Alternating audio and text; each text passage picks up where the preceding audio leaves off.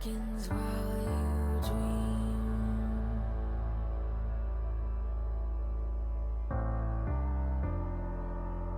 A life never lives in peace.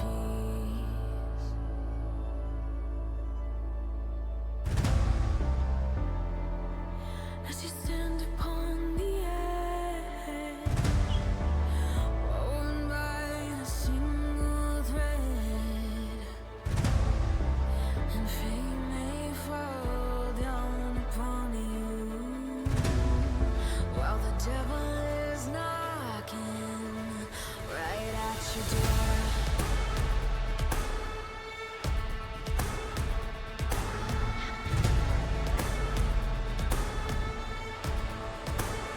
So are you restless? Each night you hear the drums roar. Awaken, awaken, the voice begins to call you while you hunger. A taste of destiny you're searching for. Awaken, awaken, the fight is at your door. Take up the cause.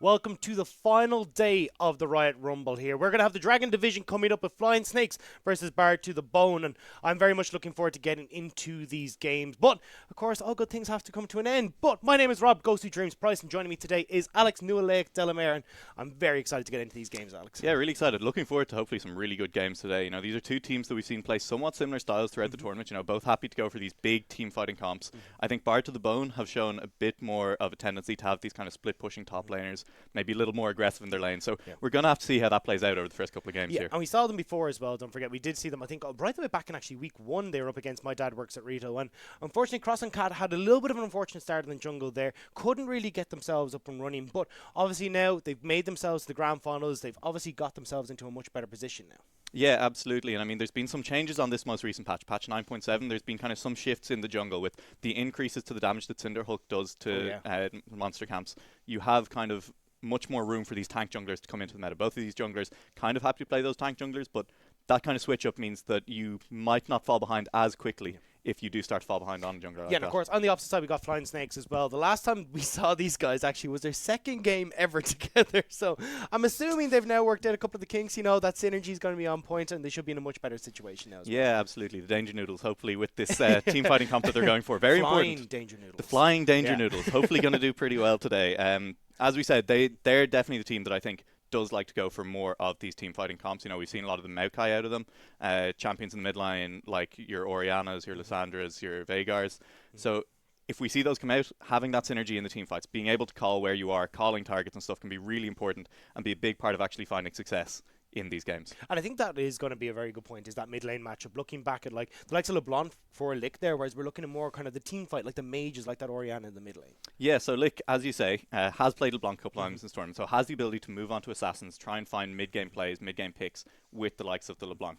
On the other hand, both of these champions do have very similar champion, or both of these players have very similar champion pools. They both play the Oriana. They both play the Corki as well. So these are picks that we could see contested as we go into this game. Picks that do give you a lot of, not necessarily lane power, but power moving through the game as you go forward. Yeah, and it's interesting to see, because the way that the tournament's kind of developed is we've seen a much more heavy team fight focus, being kind of what's come up as kind of the quote-unquote meta for the tournament is, okay, cool, we don't want the likes of Misfortune, these big team fight AoE damages that we can have come in.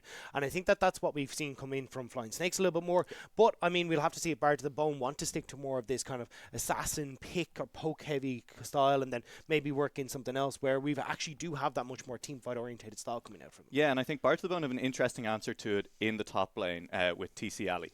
Yeah. He's played a lot of the champions like the Yorick. He's played a little bit of the Alawi. He's played, I think, even some Victor earlier in this tournament. Yeah. So champions that can really dominate a lane and potentially provide a lot of pressure in the side lane. So almost avoid that 5v5 entirely, kind of pull the other team around the map and potentially see if you can kind of avoid the strengths of the other team, play to your own strengths, and find a win through a side lane. And one of those big strengths has been Death Sorrow as well in that mid lane, or in that jungle even, where I saw that massive Sejuani performance from them earlier on in the term. And I'm looking forward to seeing if you can bring that out once again. I think it was 7-10 or something like that by the end, but like it was a crate. It was just ridiculous. Too many kills for a Sejuani tab, I think is what we're saying here. Yeah, and absolutely, as we were saying, those tank junglers being even stronger now on this patch means that if Death Sorrow wants to offer it, he also plays stuff like the Nunu, more champions that want to build the Cinderhulk. So going to be able to find even more power on those champions, more power going into the mid game.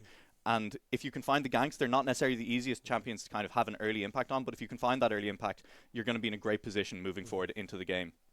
Yeah, and we'll have to see how that is going to work out. I'm looking forward to seeing if Bard to the Bone will actually bring out the Bard. We didn't see it the last time. No, unfortunately. It was upsetting. Yeah. I was just like, do you know what? You can't call yourselves that and then not play it. I feel baited. Yeah. I did. It was unfortunate. Yeah. We'll have to see if they do decide to bring it out. But we are into Champ Select, ladies and gentlemen, so we'll have to see how this one is going to actually turn out. Yeah, and I think it's going to be really interesting for the side of Flying Snakes to see what their bans are going to be. If they're going to try and avoid any of that pressure on the top lane, if they want to try and force Bard to the Bone into a more honest team fighting comp. But the first ban here for the side of Bard to the Bone is going to be the Vayne. So just looking towards that bot lane, take Arcanel off the champ. The Vayne is quite strong at the moment. If you can protect her in the back line, she is able to just absolutely melt through teams in the kind of mid to late game. So just taking that off the board, don't want to see Arcanel getting even anywhere near that. Yeah, and the same for Ginger Sheepy as well. I mean, we've kind of seen Tristana now start to rise to the cream of the crop in that AD carry position, and it's something that Ginger Sheepy has brought out before. Wouldn't be surprised maybe to see either that taken away early because you don't want to get that up and rolling. But we'll have to see what it is going to be. It is going to be that Urgot banned away from Tikali. Last time we saw them was actually on that Malphite pick, so much more team fight orientated. But obviously, I mean, these guys have seen what each other can do throughout this tournament, so they know exactly to get that away. Yeah, we're going to have to decide if it's TC Ali or T-Cali early on now. So we went with Tikali last time. We'll stick with Tikali. I mean, listen, I'll defer to it. Sounds like a Mass Effect character, you know? Yeah, okay, I like that. Yeah, it sounds like there should be an apostrophe in there. Something like T-apostrophe Cali. Yeah, okay, yeah, I like that. So I do like the Urgot ban here. I think even with the nerfs that he's seen on this most recent patch, he can absolutely destroy a lane. We actually saw in our series yesterday an Urgot 1v2ing at times when he had about 100 health left. So taking that off the board for T-Cali I think is a very good idea. Nocturne and Xerath banned away here as well. So the Nocturne ban targeting that level 6 power spiking jungler. He can do a lot of work come level 6, gank those lanes and start putting a lot of pressure down on the map. On the other side, for Bard to the Bone, banning away the Xerath. So CRs has played a lot of these kind of control mages in the mid lane, so just taking that away from him, maybe forcing him off something a little bit less safe so you can look for those ganks on the side of Cross on Cat. Yeah, but it was going to be the Shen banned away from Snorlax Shine. We've also seen Saren did play a little bit of that in the bottom lane, so I like just getting that off the board as well. It means that you can't really have that flexibility in the draft. It can be such a nuisance to deal with.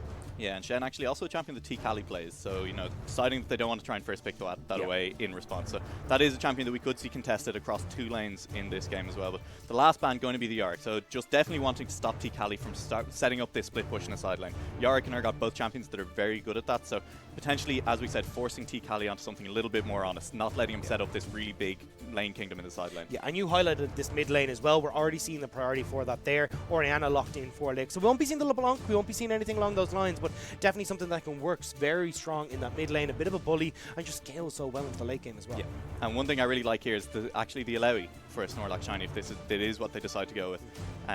It is basically Snorlax's main side lane champion that he can side lane on. So seeing that T-Cali is likely to go for one of these side lane champions, locking in the Alawi so that you don't just automatically lose lane to whatever champion he does decide to go for. So a nice pickup here for Snorlax. And it looks like we are going to see the Nunu picked up for Darkseer. I think we've seen a couple of games of the Nunu out of Cross on Cat in this tournament as well.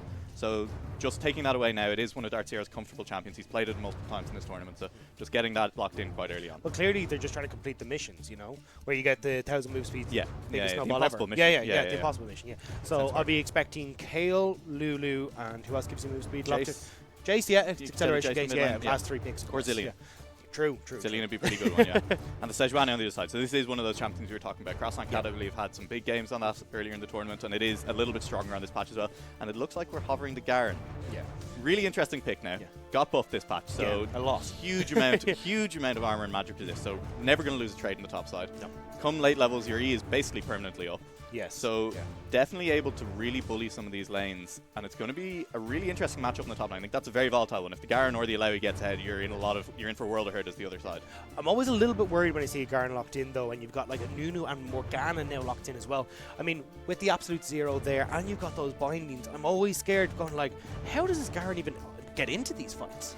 I don't think he does. Yeah. Come kind of the late game, you need to, as the Garen in this game, just set up in the side lane. You're saying, I'm in this side lane, and I'm never going to leave. I almost wouldn't even mind him seeing the Garen take Ignite in this game, just because Yeah. you're so focused on the lane, because once you leave lane, you are going to be running into this new, you are going to be running into Morgana, and you're never going to be able to get it in. I actually really like the Morgana pickup here as well for the side of flanks next, because that is something that we've seen Poly on a couple of times as well. Yep. And so if you can manage to get the Morgana with the Garen, you actually mitigate a lot of those problems that Garen has getting backline. So a nice pickup for the side of flanks next, and as the final bans come through, a lot of bot lane focus coming in. Yeah, obviously, I mean, you've got the Morgana who's picked up there, so, hey, let's ban away supports. And then on the opposite side, you're like, you don't have an AD carry, so we're going to start banning away some of them.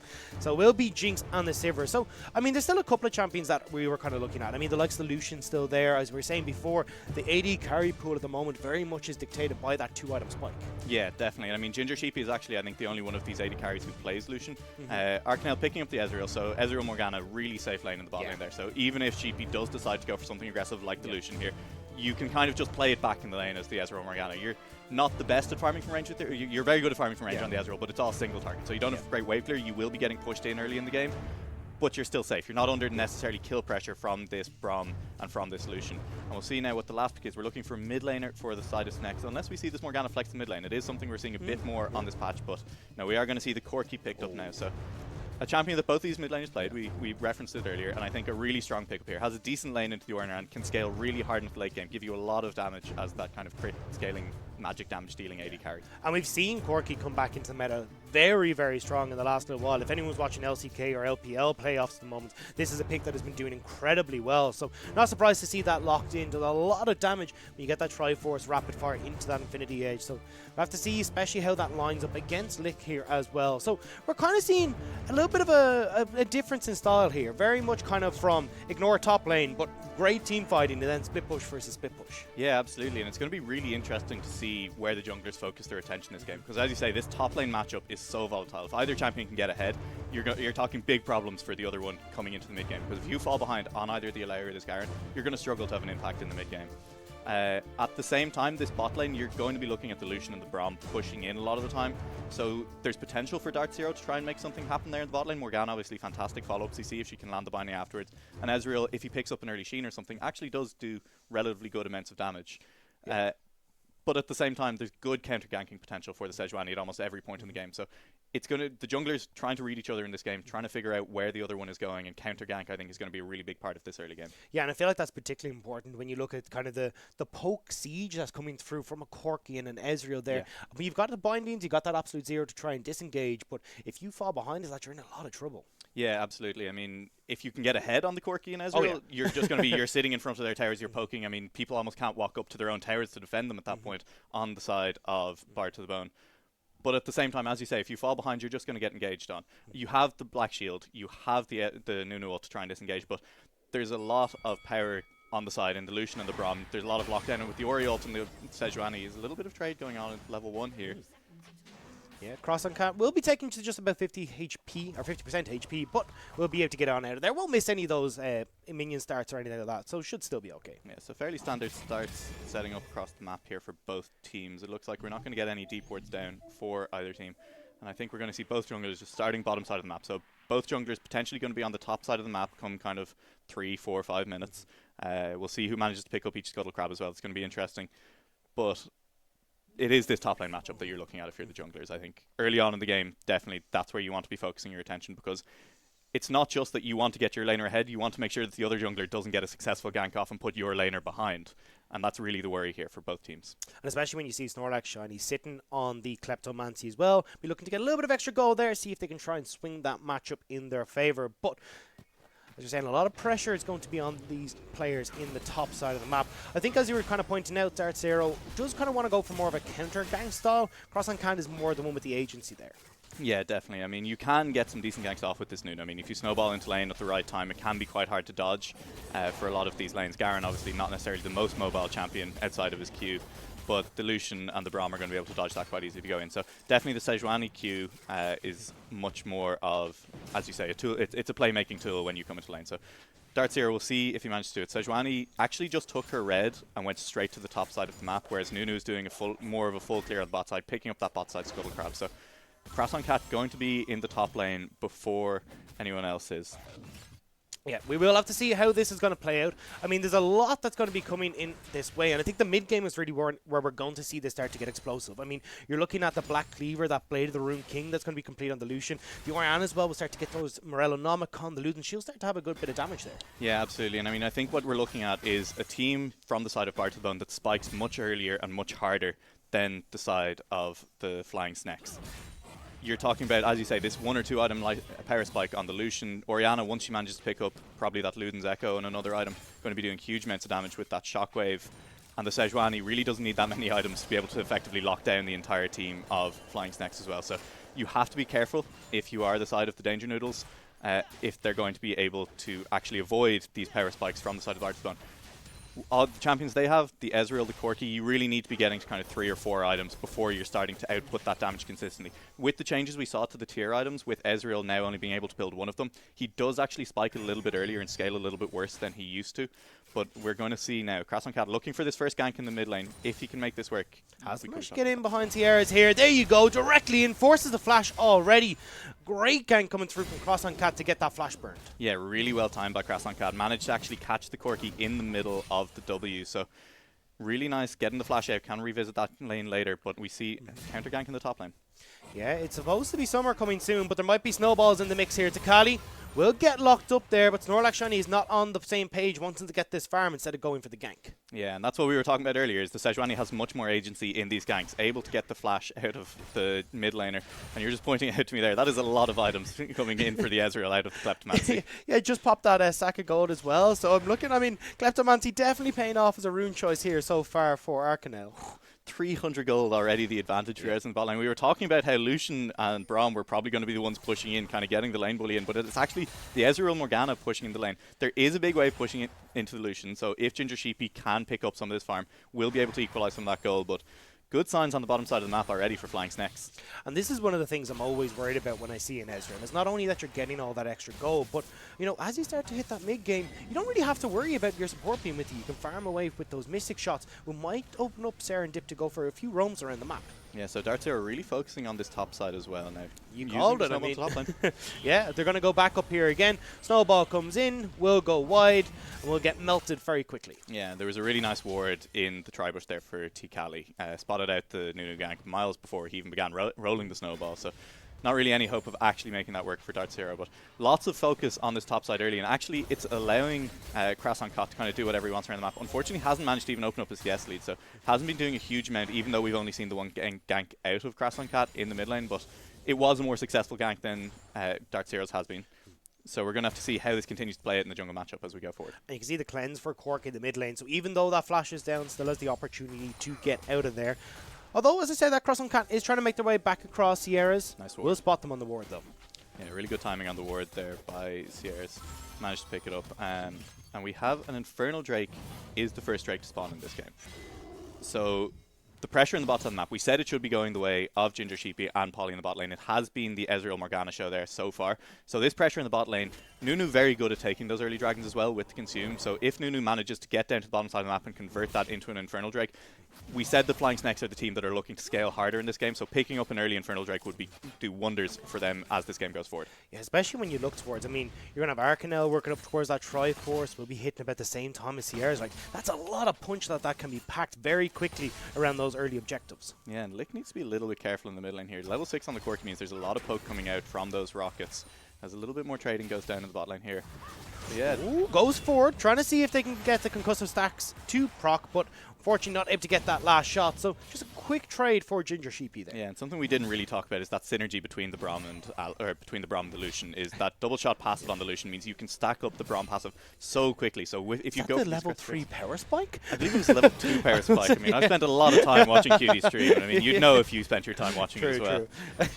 But it means you can stack up that Braum passive so quickly and get those good trades off. We haven't really seen them trying to take advantage of it yet. The Morgana passive or Morgana Black Shield does a little bit to counter that, but if they can get more of these aggressive trades off with the Ignite, you can look for a very quick kill on the Ezreal Morgana. We see now the Dragon being started up by the side of Flames next. Yes, Sierra's kind of just playing a bit of control there. See if they can force Cross on Cap back in towards their jungle to give Nunu a bit of time to take this. You can see that there is the control ward, but hasn't spotted that sneaky ward just off on the side here. But I think Tart Zero should be able to get this. Cross on Cap might sniff out that something's going down. Might be able to try and go for the steal here. Tart Zero is relatively low. Yeah, unfortunately, Krasenkat had to smite away his own red buff, so a little bit dangerous there. Yeah, you can see the smite has just come off cooldown for Krasenkat, and wasn't quite able to get in, but Dart Zero able to get that nice and early. Yeah, so Krasenkat nearly died to their own red buff and had to smite it away to prevent dying, which meant that there was no smite to go for this meal. So smite to go for the steal. Words are really difficult. It meant that even though they managed to spot out the Baron take or the Dragon take, Dart Zero was able to secure that one. So we were talking about how that does a lot for the scaling of the side of Flying Snakes as we head towards the mid game. You know, these champions, the spike hard with a Trinity Force, and then are going to continue to scale, building up that AD and AP. There's three members on the side of Flying Snakes who can use that. The Alawi, the Corki, and the Ezreal are all delighted to have that over. So big things for them now is more trading going on in the top side of the map. Yes, Snorlax Shiny is taking a little bit of damage, but they haven't backed yet, so we'll be able to use that teleport to get into lane. Here comes a snowball in the mid lane. Lick does have the flash, will use that very early to get out of there, but there's the shockwave, trying to see if they can turn around to Sierra's. Just a couple more shots, the barrier will come out, but they're locked up in first blood for Dart Zero. Yeah, so Lick kind of baiting themselves in a little bit there. Managed to land a really nice shockwave back onto Sierra's, but there just isn't the follow-up damage, you know, and walking back into range to try and get those auto attacks means that you're just walking back into range of the Corki and the Nunu as well. That's 2v1, and you're never going to come out on top of that trade, even with the barrier. And that's it. Has the lost chapter there, but Sheen, such a good item on the Corki. So many ways to try and proc that, and has worked out for them so far. And I think when we look at this bottom lane, it's a little bit unfortunate for them. Ginger Sheepy and Polly haven't really quite had the impact that they want, and I feel a lot of that comes back to just the look of the draw that's coming from this Kleptomancy. A lot of health pots have been picked up for them. Yeah, definitely a lot of sustain coming through from the edge there, and that's just sometimes that's the way the Kleptomancy goes. It adds a little bit of that RNG element into the laning phase. As we see now, there is a little bit of a CS lead for the Lucian, who is still being pushed in towards, so there is a little bit of farm there as well. Yeah. As you were saying though, I mean, Ezreal can do relatively well to try and pick up a few more of those CS numbers as they start to move towards the mid game. The real question though is, as you're saying, you know, haven't been able to go for the tier. There's a lot of flexibility when it comes to the Ezreal with the builds. Now we're seeing even the likes of the Luton's Echo being picked up in the later stages of the game to try and supplement the lost mana, but also a bit more of that AP damage, kind of split the damage a little bit more. But I think when you've got the Corki there as well, probably the AD build is a little bit better. Yeah, I think you just keep building towards that AD, maybe even pick up a Blade of the Rune King. I mean, it's one of the older Ezreal builds, but just cutting through some of these high health members on the side of Born Fire to the Bone. Okay, here we go. Snowball should connect here onto Takali. Snorlax Shiny's a little bit too far away though, so looks like Takali should be able to get out of here. We'll get locked up for just a moment. There's actually a lot of damage coming down. Absolute Zero's there as well. Forces the flash out of Takali. Yeah, so I'm not sure Takali needed to flash out there. I think, you know, you're just a little bit scared of the Alawi burst. When you have both the soul ripped out of your body, taking the damage, plus taking the damage from the Lunar ult yourself, you are scared. So a good gank out of Dart Zero there. A little bit of miscommunication, it looked like, to begin with. Snorlax Shiny a little bit far away for the follow-up, but getting the flash out means you can pay more attention back to this top side if you want to try and get this Alawi to snowball ahead and start being able to really put some pressure on his Garen. It is going to be a little bit tough for the junglers to put that attention top lane though. Infernal Drake is going to spawn next, and we're already kind of saying how important that this Infernal Drake can be, especially when Flying Snakes have already got one in their back pocket. I think we're actually going to be seeing Cloud Drake spawning. Is it? Yeah. Well, there goes my point. Yeah, we've been baited by production, but even still, I think you're right. I would actually like to see Krasankat start to pay some attention spot side. Unless you get this Lucian lead in the next couple of minutes, he is going to start to be really outscaled by Ezreal come the 20-minute mark. So I think now is the time that you really need to look bot lane as Krasankat. Try and get a successful gank off. You know, you have the level 6 now. You can try and lock down at least one member. Black Shield is going to get one member of the side of Flying Snakes out, but if you can even get one kill onto this Lucian, you can start looking for some towers. Well, My eyes are drifting towards the items for the top laners as we do just come up to that 11 mark. We got the Phage and the Sheen for Garen. So looking towards that Triforce, but Shockwave in towards the mid lane. Sierras is forced to flash away from that. Had the cleanse, but you know what? Doesn't want to deal with that at all. Yeah, that's a very nice flash just out of the way. I think you're right. Probably could have just held on to flash, used the cleanse. We see counter gank coming straight through from Dart Zero. It was a bit of a risky call. I mean, you don't really have the support there, Sierras. Will just about be able to connect it. So, you know, a warning shot. Max range snowball. That's high skill Nunu play right there. It's really hard to aim those ones. As you say, though, just a nice gank from Cross and Cat in the mid lane. But as I was talking about, I would have liked to see that ult invested in the bot lane. So seeing invested in mid lane, you do get the flash out of the Corki, but I don't think flash on Corki is your highest priority at this point of the game for the side of Bard to the Bone. So with the Drake coming up now, the Cloud Drake, not particularly important for either side. And what you were talking about earlier, these item choice in the top lane. Yeah. We have Sheen on the Garen, so we'll be building towards that Triforce.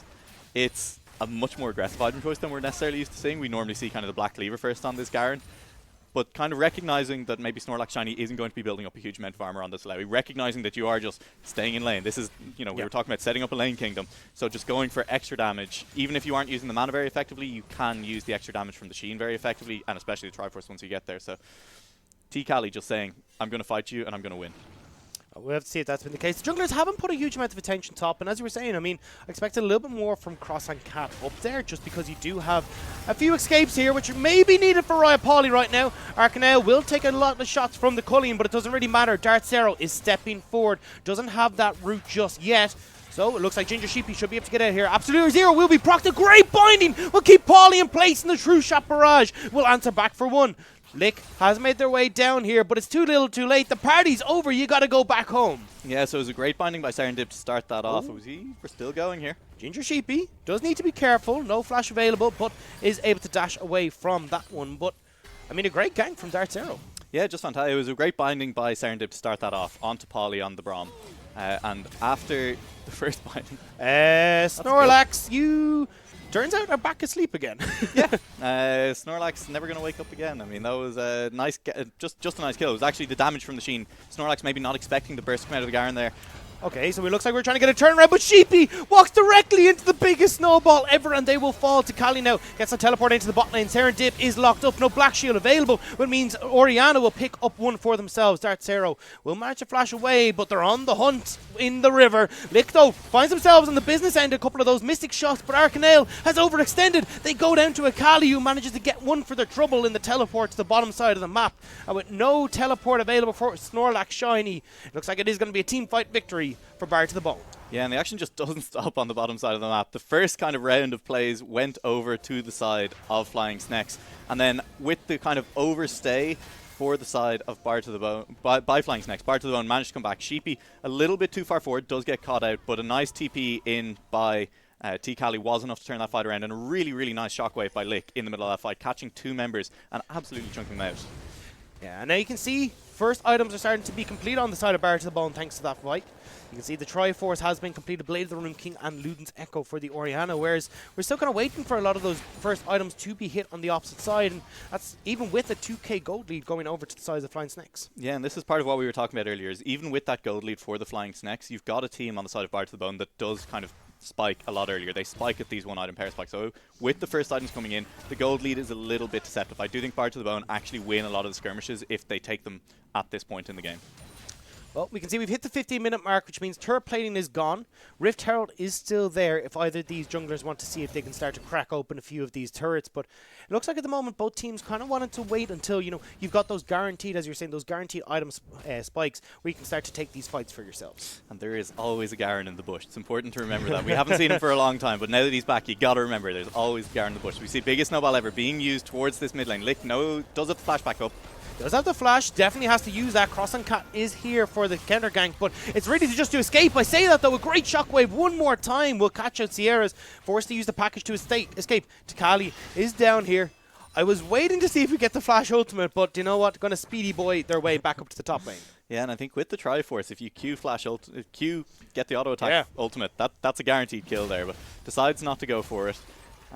Dart Zero, it was a nice attempt at the gank there, but as we said, just you're pretty telegraphed coming in on this Nunu. And then the Sejuani there, able to kind of turn the gank around, and you actually get the cleanse out of Sierras. You do get the flash out of Lick if you are flying snakes, but again, the Orianna flash, not necessarily going to be super impactful right now at this point in the game. Oh, with Sierra so low in the mid lane, it means that Cross and Cat will be able to take up the dragon for themselves. Looks like another Cloud Drake will be to follow. So, not going to be a huge amount of fighting in and around that objective. Yeah, and this game extraordinarily close, coming up to the 60-minute mark, which I think does favour flying snakes at the moment. We talked about how... Oh, great! Glacial! Oh, not quite. Thought they were actually going to be able to connect that. Sierras is able to get out of the way there. Glacial Prison does lock them up. Biggest snowball ever will come back. Looks like now we're getting the attention in the mid lane. The Shockwave! It does manage to get the kill, but is able to turn around for Dartzero. Now wants to see if they can get that jungler as well, but Cross on Cat has been able to escape.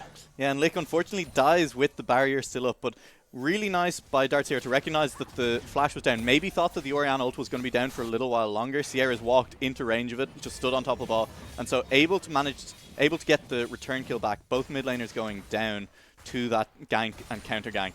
And with the flash being blown by Krasenkat, it's going to be a little bit harder to try and make plays now in this mid game.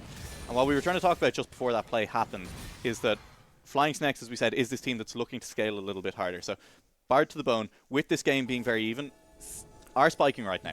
This is the window for Bard to the bone to make plays, to start pushing for objectives, and to try and you need to start knocking down towers in the next kind of 3, 4, 5 minutes. Well, it looks like they want to knock down a Nunu right now. Won't quite be able to follow up that Winter's Bite, so they will be able to back away from this one. But you can see already both these teams wanted to try and push out on the map, try and get some vision control back for themselves. Right now, the river is red on the bottom side of the map and on that top side as well, so a little bit more control for Flying Snakes. But we'll have to see if Bard to the Bone can start to get that vision. As you were saying, this is where they want to fight. They've got the the Rune King there working up towards that Black Cleaver for the Lucian as well. So if they can find these fights, it'll be great, but they really need some sort of vision to stop them, start these off. Might be Sierras though, biting off a little bit more they can chew. Crossing Cat decides not to go forward though. Yeah, unfortunately no ultimate back there yet for the Sejuani, so choosing just instead to clear that vision ward in the mid lane. And it's hard almost to say where the play should be made at the moment. You know, we're saying that Bard to the Bone need to make a play, but you're not really going to be able to make anything. You have, in the top lane, T-Kali is just permanently pushing in Snorlax. So Snorlax is playing under tower, and you don't want to be diving this this Alawi. In the mid lane, Sierra does have that cleanse down for another kind of 20 seconds or so, but once that comes back up, it's hard to lock him down, to lock the Corki down. And then in the bot lane, there's just so much safety on the Ezreal and Morgana. Without a big lead, it's going to be hard to dive them as well. So if you're Cross on Cat, I don't even know where you start to look at this point of the game. Yeah, and I think that's why we've seen a little bit of a quieter game from Cross on Cat. Yes, they've been trying to get in towards the lanes, but haven't really been able to find much of an inlet. I mean, we were talking about maybe in that top lane, but you know, Tikali's been doing a great job up here. Has that 10 CS lead, 2 kills now, thanks to one, the solo kill, and also picking up that kill in the bottom lane. And you can see that Triforce is really starting to be a nuisance up here. Yeah, and Nunu is going to go in the bot lane now, channeling that biggest snowball ever. He's trying to see if they can get onto Ginger Sheepy. A great flash forward from Serendip to make sure they can get the lock up with the ultimate. Paulie is not able to be locked up. Unfortunately, Serendip tried to go for Ginger Sheepy, which gave Paulie the time that they needed to escape. Yeah, really nice. True Shot Barrage will chunk Paulie. Doesn't quite take them out though. Yeah, and there was a really nice flash by Paulie to actually avoid the binding at the last second there. So Serendip, kind of a little bit of split focus there from the side of Flying Snakes, as we see just about managing to pick up the Rift Herald on the top side of Madness Crassing Cat. So finding that space to make play. We were just talking about how difficult it was, and finding the space to actually pick up that Rift Herald is now going to be able to look for first Tower Blood, potentially on this top side of the map with just dropping the Rift Herald. Or you can run mid, drop it there, but at some point, you're hoping to convert this Rift Herald into a first tower. Yeah, especially with how low that turret is in the mid lane. You think that Sierras would want a little bit of help to try and take it down. We are going to see it now. Lick will be locked up, knocked up, and taken down. It's going to be the Glacial Prison trying to come in to turn it back in their favor, but Cross on Cat isn't able to get it. This turret should fall over towards Sierras. Yeah, and so great signs here for Flying Snakes as we head past the 20-minute mark. You know, we're talking about this comp with the Corki, with the Ezreal, who, if they are ahead, are just going to lock you down under your own towers, and you're not going to really be able to move around the map once they start grouping and sieging down. So Sierra's getting strong now, up 20 CS on this Corki, has his Triforce. Ezreal has those 2 items, is kind of moving towards. We're going to see the Muramana come through quite soon from the Mana Moon. So really good things for the Flying Snakes here at the 20-minute mark.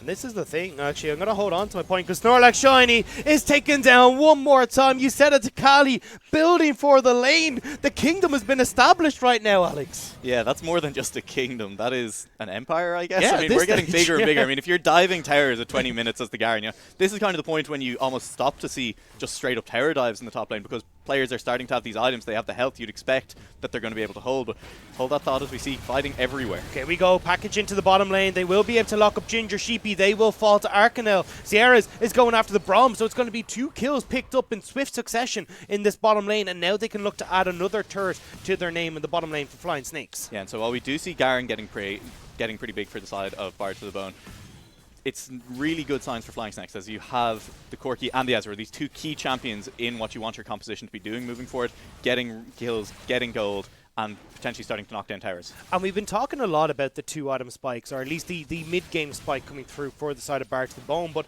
the 2-item spike coming through from Flying Snakes is nothing to sniff at either. I mean, this Ezreal, as you're saying, has got that Mana Mune completed now, so Mermana just got yeah, transformed. has actually doing a lot of damage here, and you've got the Triforce here for the Corki working up towards that Infinity Edge now. These are going to be big items that are going to hurt now, and as we start to progress forward as well, Baron is on the table. These are big fights and big objectives that can definitely be controlled by Flying Snakes with the items that they're hitting. Yeah, absolutely, and it's beyond just the 2-item spikes on the side of Danger Noodles.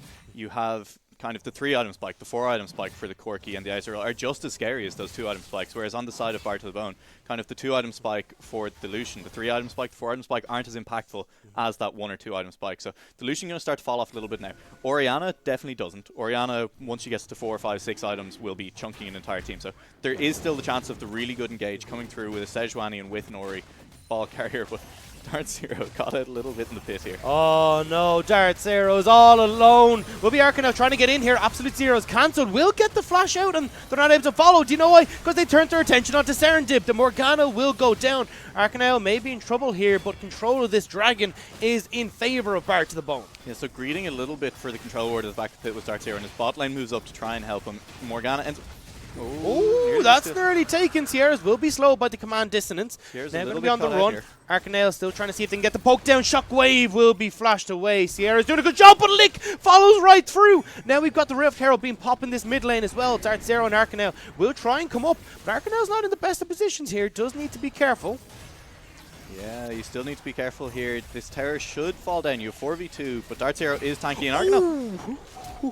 Arcanel, you were talking about Lick hurting of 4 to 5 items. They're chunking people on just a Luden's Echo. The lockup underneath the turret means that Dart Zero will get a bit of damage down onto this enemy team, but not going to be able to save this tower. A couple more shots means that Ginger Sheepy will secure that one. One team will go wide. Yeah. Looks like both teams are going to back away for the moment. Yeah, so great moves coming out of Bar to the Bone here. You know, we talked about how the comp of Flying Snakes was about to start kind of outscaling, and Bar to the Bone seizing their chance at kind of the last possible second of this mid game, getting a fight, getting the kill, getting the dragon, and managing to convert it into the mid tower is the big one for me. This is their first structure take of the game, and you really do need to start knocking over those towers as the mid game, because even if you're winning fights as the kind of mid game comp, if you're not taking the towers down as well. Still going? That could have been a kill, but looks like they've spotted Dart Zero, who was on their way up, struggling with their driver's license at the moment. Yep. And the course is a little bit too turny for Dart Zero, but It is. It's will be clipping okay. those corners. You know, when you hit the Yeah. curb with the wheel, you get Yeah, the I mean, bends. that's minus a couple of points every time, you know? And it's terrifying. We're going to have Dart Zero. Sorry. Dart Zero will go in. I'll get my voice back, and then I'll give it to you, Alex. Oh, I don't think I need your voice. You hang on to that, Are you Rob. sure? It's very I mean, important to yeah, you. are you okay? As Yeah. we see now, so Lick is going to be moving up towards the top side. Now, Baron Vision going to be very important for both these teams moving forward. Neither team has amazing Baron take. As we get further in the game, Flying Snakes with kind of the double AD carry will do quite well to take down, and with the Blade of the Rune King being the item of choice on the Ezreal, you do have decent Baron damage. Definitely Flying Snakes have the advantage if they're trying to sneak a Baron or take it very quickly, but there is the ability to take it with the Garen in the top side, adding more damage for the side of Bar to the Bone as well. So Baron Vision going to be important over the next 5-10 minutes. Yeah, and this is the thing. I mean, we're at this 25-minute mark, and there's still the towers in the top lane. And even though the tower on the side, as actually on both sides, been taken in the mid lane, and the bottom side has been taken by Flying Snakes as well, we're not seeing a huge amount of movement. We're not seeing a lot of grouping. It's still kind of, okay, we'll go back towards our laning phases. So even though the Baron's up on the table, I mean, not an awful lot of pressures there to actually try and get the vision that you're talking about. Yeah, and I think this really favours our red team at the moment. With the Corki and the Ezra, we're kind of harping on about it, but it is just the fact that they just kind of want to scale, get towards 4 or 5 items, and eventually get to a point where they can just sit under towers and poke people. You know, you poke the other team out and you're fine. The Ezreal now we're seeing actually has 3 full items, so definitely getting up to the point where he is scary and where he is going to be able to potentially take over a team fight just from half a screen away. Ooh, the drift. Oh, the drift, and back out again as the silence does come through. Dartzero will be locked up. Snorlax Shiny not quite able to connect with that Soul Steal. But we've got the package coming in. Now Corki does not want to be there very quickly. Gets out of there, but Tikali says, not on your life. As they will get taken down. Mid laner for mid laner so far in this fight so far. Tikali used the Pop Blossom to get out of there. Dartzero on the chase now, but will decide to back away. They will take the blue buff as their other kill, as it will be 1 for 1 across the board. Yeah, so Flying Snakes actually did have more members in this top side of the map, but unfortunately for them, Sierras just dives a little too far ahead of his team. There was no biggest snowball ever yet back up on the Nunu to actually follow into that fight, and so going a little too deep is burst out. We can see the damage starting to come out of this Orianna with 2 items now complete, building towards third as we're looking towards the pressure on the top lane now. Yeah, looking to see if they can get their last turret up here. Holly will be up here with Tikali to try and keep themselves safe. Absolute Zero will be popped. Tikali's taken so low and will be taken out by the Alawi. Glacial Fissure is not going to do enough work. Will be Snorlax Shiny's taking up the turret, but they're nice and healthy right now. It's Dartzero who does need to be careful. Ginger Sheepy has arrived up here alongside Cross on Cat. Snorlax Shiny now, who takes a good chunk of damage, as you were saying. I mean, Black Cleaver Blade the Rune King definitely hurts on the Lucian. Yeah, and like able to use the culling there to save the wave, which managing to save that tower is nice for the side of Bartolome, not trying not to fall any further behind.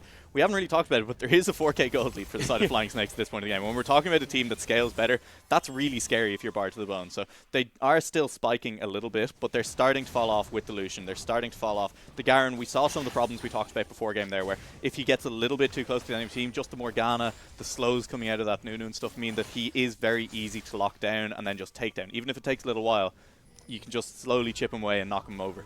So big 4k gold lead for the side of Flying Snakes is going to make it very hard for Bar to the Bone to find the plays that they need to at this point of the game. Yeah, it's a much slower paced game from the side of Flying Snakes, but as you're saying, slowly getting that lead for themselves. A couple of CS advantages in mid and bot lane. You're getting the towers as well. Sierra's trying to see if they can push on towards this mid lane turret as well, or at least fight up against Lick. Yeah, and Lick is looking scary on this Orianna. So even with the 3-4-3 scoreline, having died 4 times, absolutely chunked out the Corki in that last fight.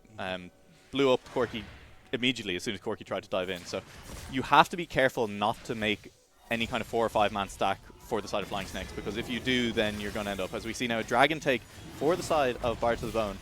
Going to pick up this Mountain Dragon, looks like pretty cleanly. There's not really any contest for the side. So this will help your potential ability. If you do in a fight, you take down the Baron very quickly, or even try and force a Baron.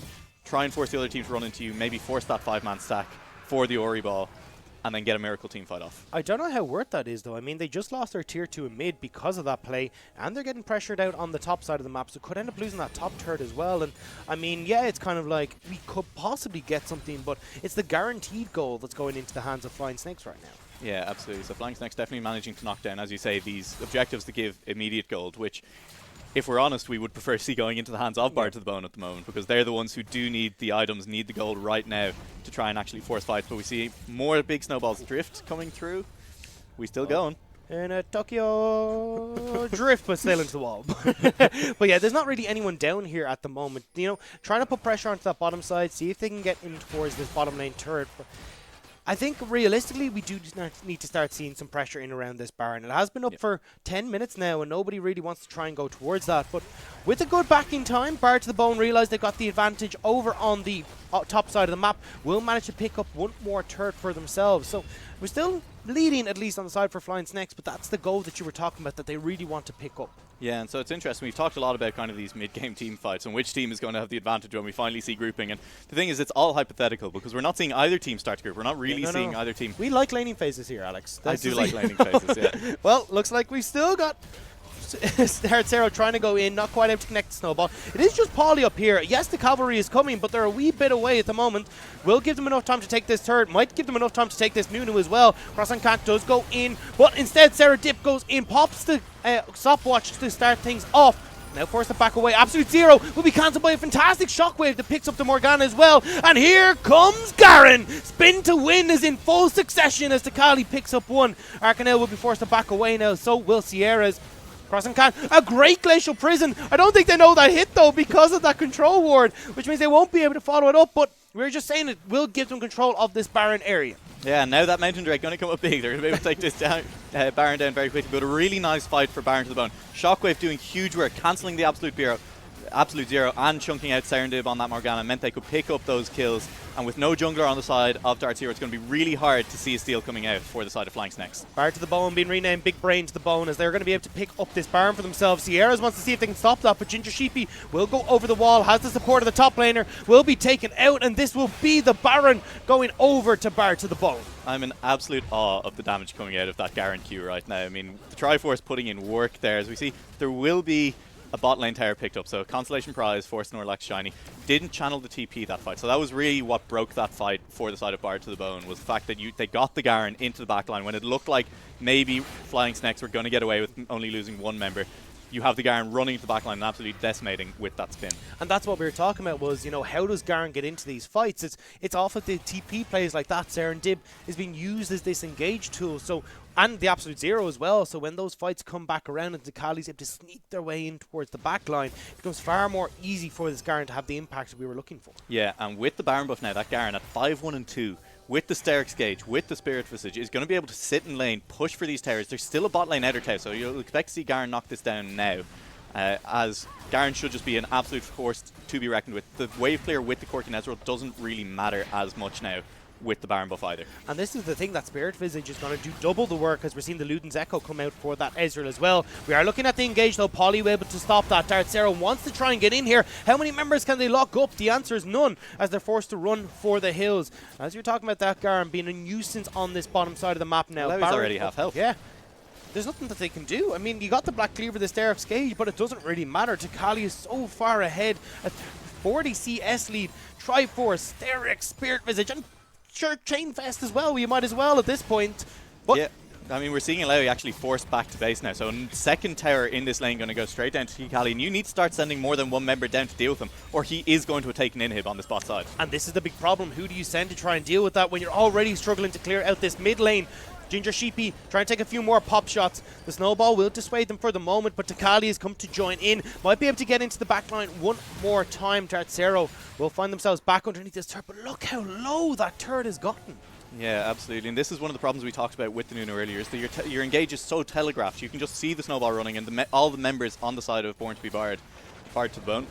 Born to be Bard. Whatever it is. There's just, I'm seeing B2B on the screen, and that's all I can think of.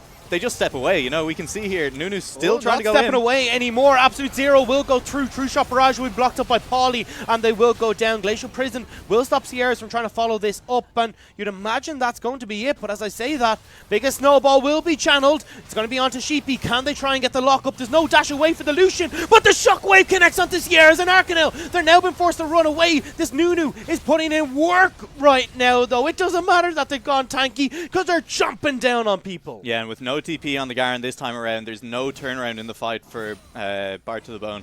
So a really good engage. We said that engage was a little bit telegraphed, but when it's telegraphed with the amount of speed coming through from that Nunu, it doesn't even matter. You can't run away fast enough. There's not really good disengage on the side of Bard to the Bone. So another Mountain Drake going to be picked up now for the side of Flying Snake. So that's really big for their team comp. Just the ability to knock down towers now from range with the Ezreal and Corki. Now that you've kind of managed to pull the game back to a little bit more of an even footing, even though it was starting to look a little bit dangerous for you, I think Flying Snakes looking pretty stable right now.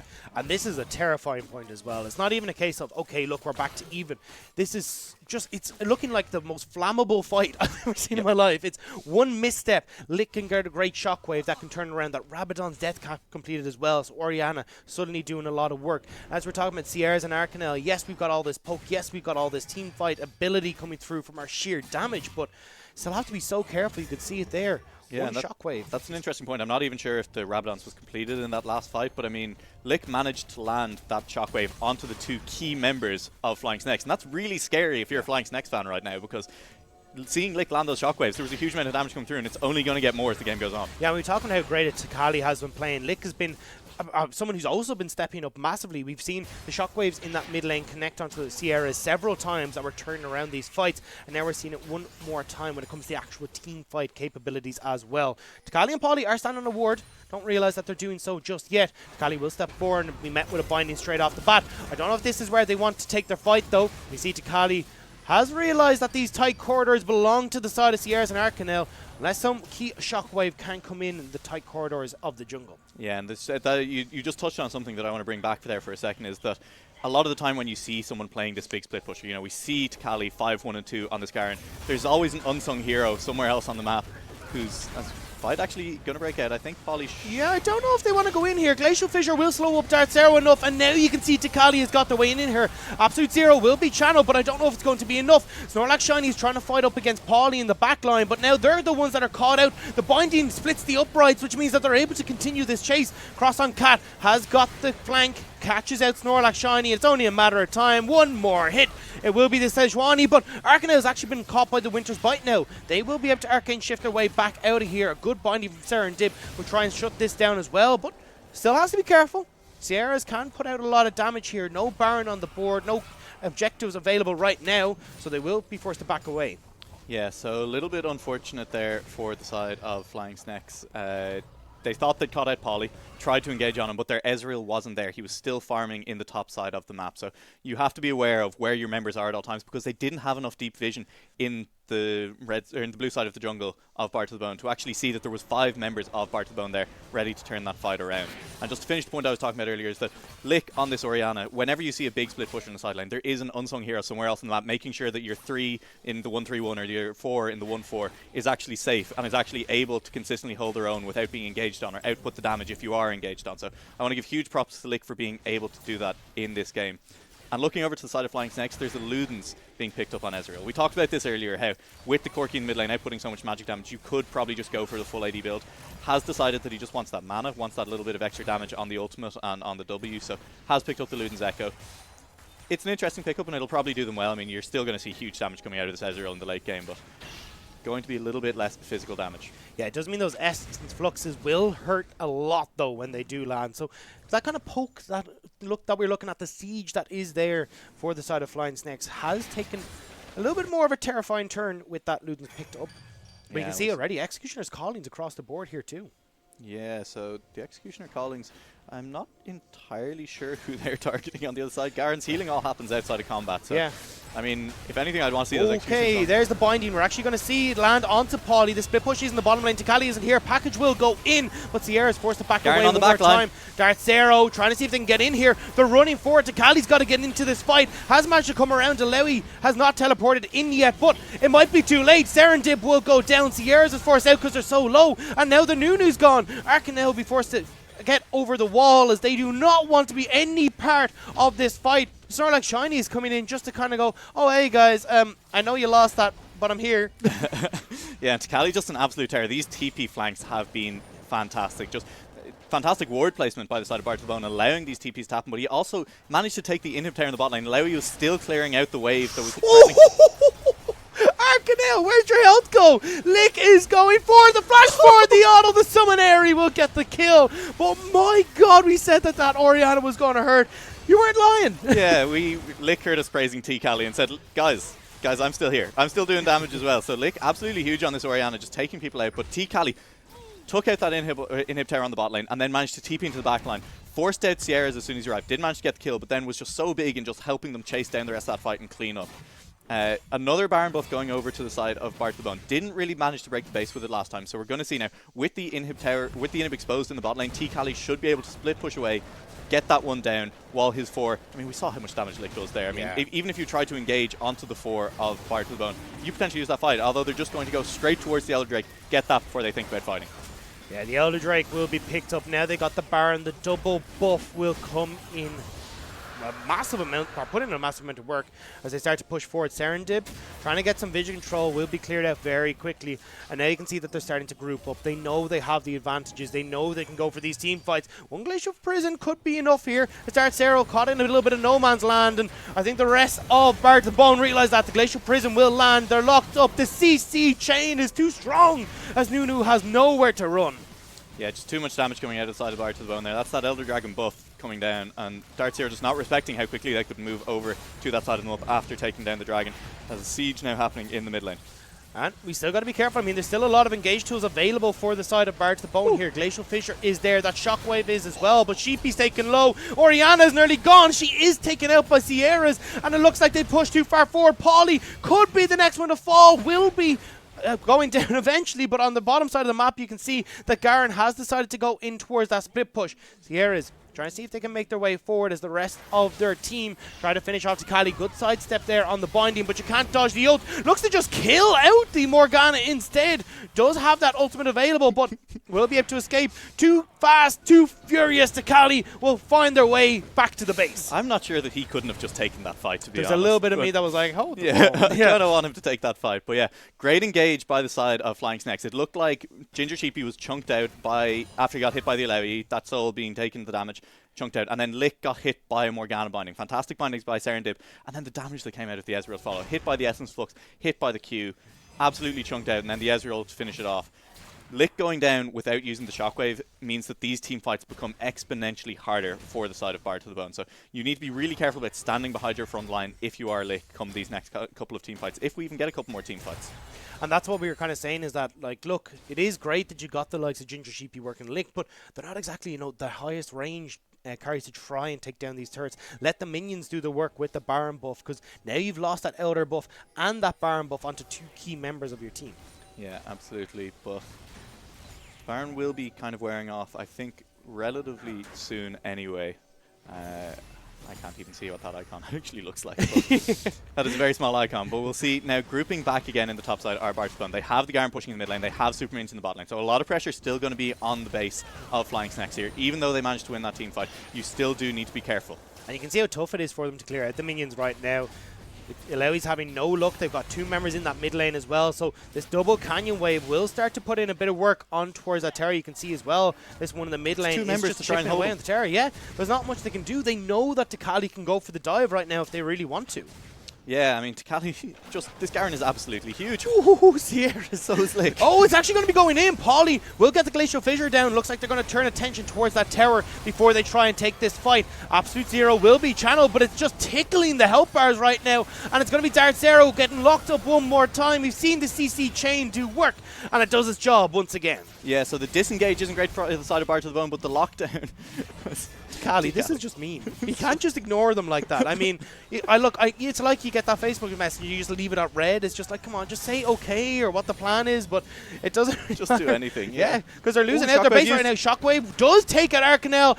Easy as you like. Sierras will be there with the package, but I don't think they want to take this fight anymore. They've just lost their AD carry. Yeah, this has been the Tikali and Lick show. Anytime Tikali does something, you know, takes down an inhibitor or something, Lick says, look what I can do. Oh, Sierras does go in, but they've gone so deep. Sheepy will go down to the burn. Oh, not quite, actually. Will manage to keep themselves up. Tikali will finish off what was started by the rest of the team, and two members down. Arcanel still waiting to respawn. Dart Zero has 10 seconds left. The base is in shambles.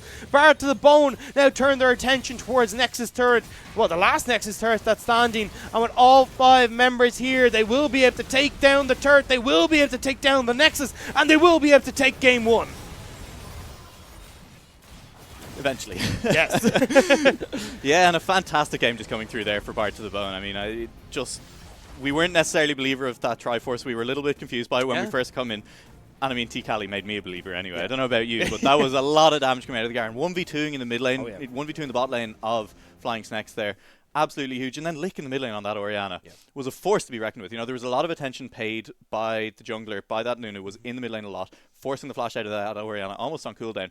But despite all that, Lick managed to come up huge. I mean, some of those shockwaves in late game team fights were just game changing. And that's the thing as well, like, that is the kind of team fight, or at least the shockwave usage that we'd expect to see when you've got a ball delivery there. You've got like an Alistair that can set you up, but Lick was finding that placement so well with those command attacks, and really, as you were saying, turning team fights entirely back in their favor. That was part of that was what was so funny to me, was that they had the ball delivery system, they had the Sejuani to get the ball to the middle, and Lick didn't need it anyway. No. He was just using the command attack, or just leaving the ball there after the command defense to just leave it in the middle of a fight. So really well played by the side of Bar to the Bone. There's definitely some adjustments that need to be made for Flying Snake going into this next game. you need to find a way to deal with that lane kingdom that was being set up by T-Cali in the top lane.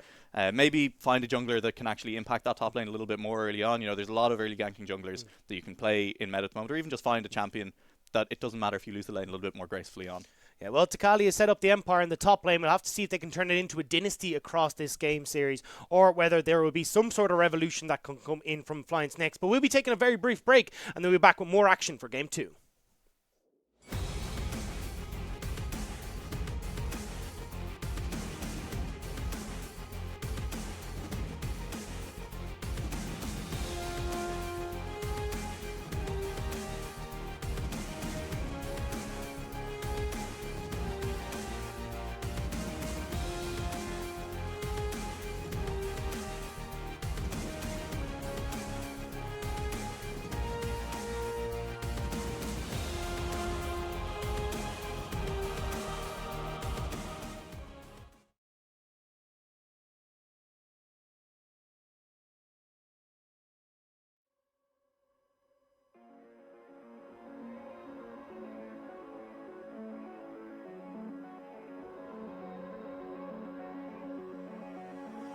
Tell me, where do I go?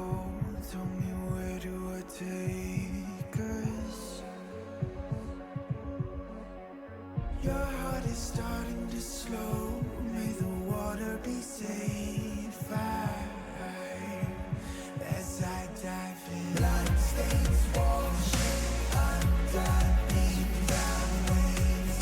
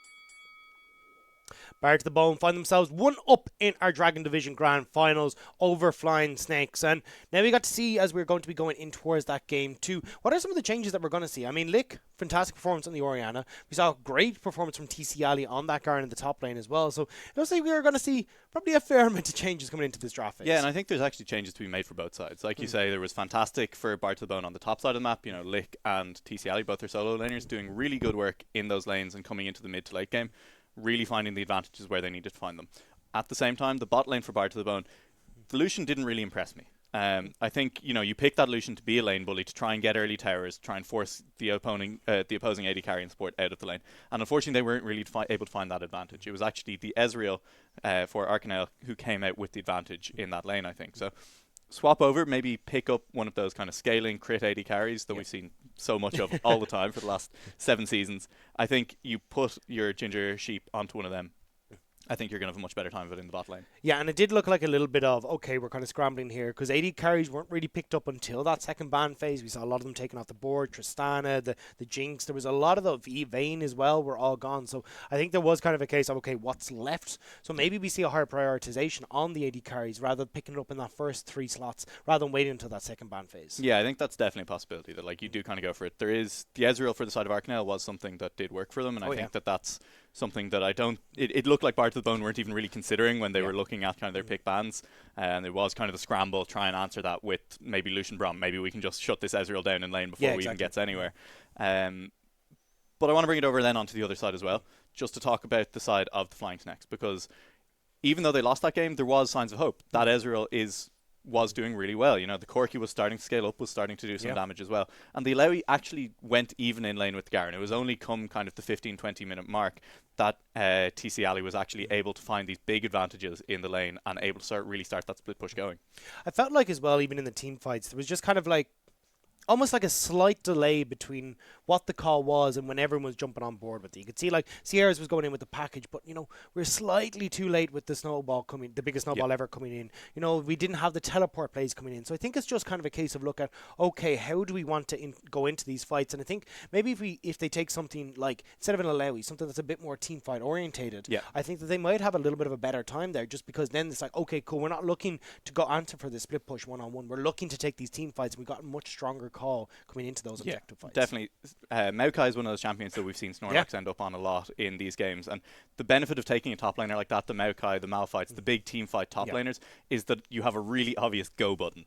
Like when the Maokai ults or when the Maokai is jumping into the back line, that's the signal for the rest of the team to follow up. As you say, when you just have the biggest snowball ever, it's so telegraphed and so slow that it can be hard to actually time the rest of your engage to follow up perfectly. Or if you have the Corki packaging into the middle of the enemy team, it can be hard to actually follow up for the side of Flying Snakes in that last game. It was the same with Sarah and Dib as well. They were having a tough time trying to get in, because it was like flashing in, get the soul shackles down, and it was like, okay, now I'm ulting, but we haven't really followed up. We don't really have slows to keep them in range of the soul shackles. It all just seemed a bit disorganized. Yeah, there was the pieces of a really nice team fight there for Flying Snakes, but not quite able to ever make it come together. You know, they nearly made it come together in a couple of those fights. They had one good engage, I think, in the mid lane. But after that, they never really found their footing in those team fights. So. And I think you've hit it there as well. It's like, okay, it's actually a case of not the performance-wise, it was just a case of it's much harder to execute. Yeah, definitely. So maybe pick up a slightly easier to execute comp for the side of Flying Snakes. I think the other big change that I would like to see is something that can scale earlier in the jungle, something that can gank earlier and actually get those lanes rolling, just in case TC Ali does pick up something that he's really going to be pushing on in the top lane, that you can actually affect those lanes much more easily. And I wouldn't be surprised to see them just go towards that Garen again. It is very difficult to deal with right now, particularly as we're saying with the changes in 9.7, so much more armor, so much more magic resistance. Just you do get that lane kingdom in the top lane, and we'll have to see if it's going to be banned away. There we go. Yeah, so no option there. Yeah, I love patch 9.7. First ban Garen from the blue side is an entertaining one to see. Yeah, not something I'd expect it to cast for like ever. Yeah. Exactly. This is why we cast bronze tournaments. Is I mean, lower than this, even you got to get those Garens in. I mean, it's great to see him actually being pulled out in almost all levels of play. It'll be interesting to see if he comes out. Maybe we'll get one in the LCS finals. Who knows? Yeah, well, we are going to see the Vayne anyway. That is going to be banned away. I wouldn't be surprised to see the likes of the Seraph and stuff still banned away over towards Sierras. And I'm looking at Lick kind of going, okay, cool. We've seen the Orianna performance come out now. you still have that other playstyle to fall back on. I mean, we look at control mages, we still have assassins. Like, this is a terrifying mid laner to try and go into this draft phase against. Yeah, definitely. I mean, Lick has so many of those control mages available that even if you do ban away the Orianna, there's just other options you want to. I mean, Orianna is just one of those options that does have very good team fighting power, but so do things like the Swain, like the Lysandra, like the Veigar that can be scary come the mid game as well. So whether or not you throw a ban that way is up in the air for the side of Flying Snakes, but the Vayne ban I do like as well, away from the side of Arcanel, just prevent any of this kind. Arcanel was one of those points power for Flying Snakes come the mid early game. Well, no Vayne, no Shen either, so we'll not be seeing those ones. And apart from the Garen, this is pretty much the exact same as we saw in the last game. So we'll see one pick slit through the cracks here, but we'll have to figure out what that is exactly going to be, as we are going to be looking at one more ban coming in from Flying Snakes. And it's going to be curious to see now what they decide to prioritize as their first pick. Because we're kind of coming into this, it's like, okay, cool. Do they want Darth Sarah onto something like the Sejuani or even a Jarvan or something like that, where they can have a little bit more urgency on the map and see if they can get out a bit earlier? Yeah, and going to ban the Urgot away, just another one of those big champions that can really take over a laning phase and really be a monster come the mid to late game. So, like you say, it will be interesting to see what the first pick is. I think, for me, prioritizing jungle seems like a very good idea for the side of Flying Snakes, because I think the Nunu, while it wasn't necessarily the problem in the last game, it didn't really do much to help once they started to fall behind a little bit. So the Yorick banned away as well for Bard to the Bone. Okay. That's a champion that both of these top laners have played, so just making sure that Snorlax Shiny doesn't have as many answers as well to that lane kingdom in the top lane. But we'll have to see what this pick is going to be. I think personally, I like the Jarvan. I think it's kind of that big go button that you kind of want, which is, you know, the Cataclysm that can come down. But looks like Snorlax Shiny has very much decided, you know what, I'm a Lewy all day, every day. Yeah, and I don't hate this. You've banned away the Garen, which was kind of the problem in the last game. And Snorlax Shiny was doing fine in that lane anyway. So saying, look, I think I was doing fine in that lane. Maybe Garen was one of your strong lane picks. So let's see what other strong laners you have to counter this with. So this time it's going to be Bard to the Bone picking up the Nunu. So a little bit of a difference. We're swapping champions here a little bit. We'll see how Cross on Cap manages to use that Nunu. You know, we said it's great for the disengage. It's great for peeling something like the Illaoi off your team. So if you can use that well in team fights, it's a fantastic tool that they've just picked up. I was actually surprised because I thought Cross on Cat looked incredibly strong on that Sejuani, but now wanting instead to go towards that Nunu, getting that Jax there as well now gives the option for TC Ali again to go towards this big split push pressure, and you've got a very similar kind of power spikes coming in with that Triforce, with the likes of the Titanic Hydra coming in as well. Yeah, and I was actually going to say we could just see a complete swap of junglers here. Yeah.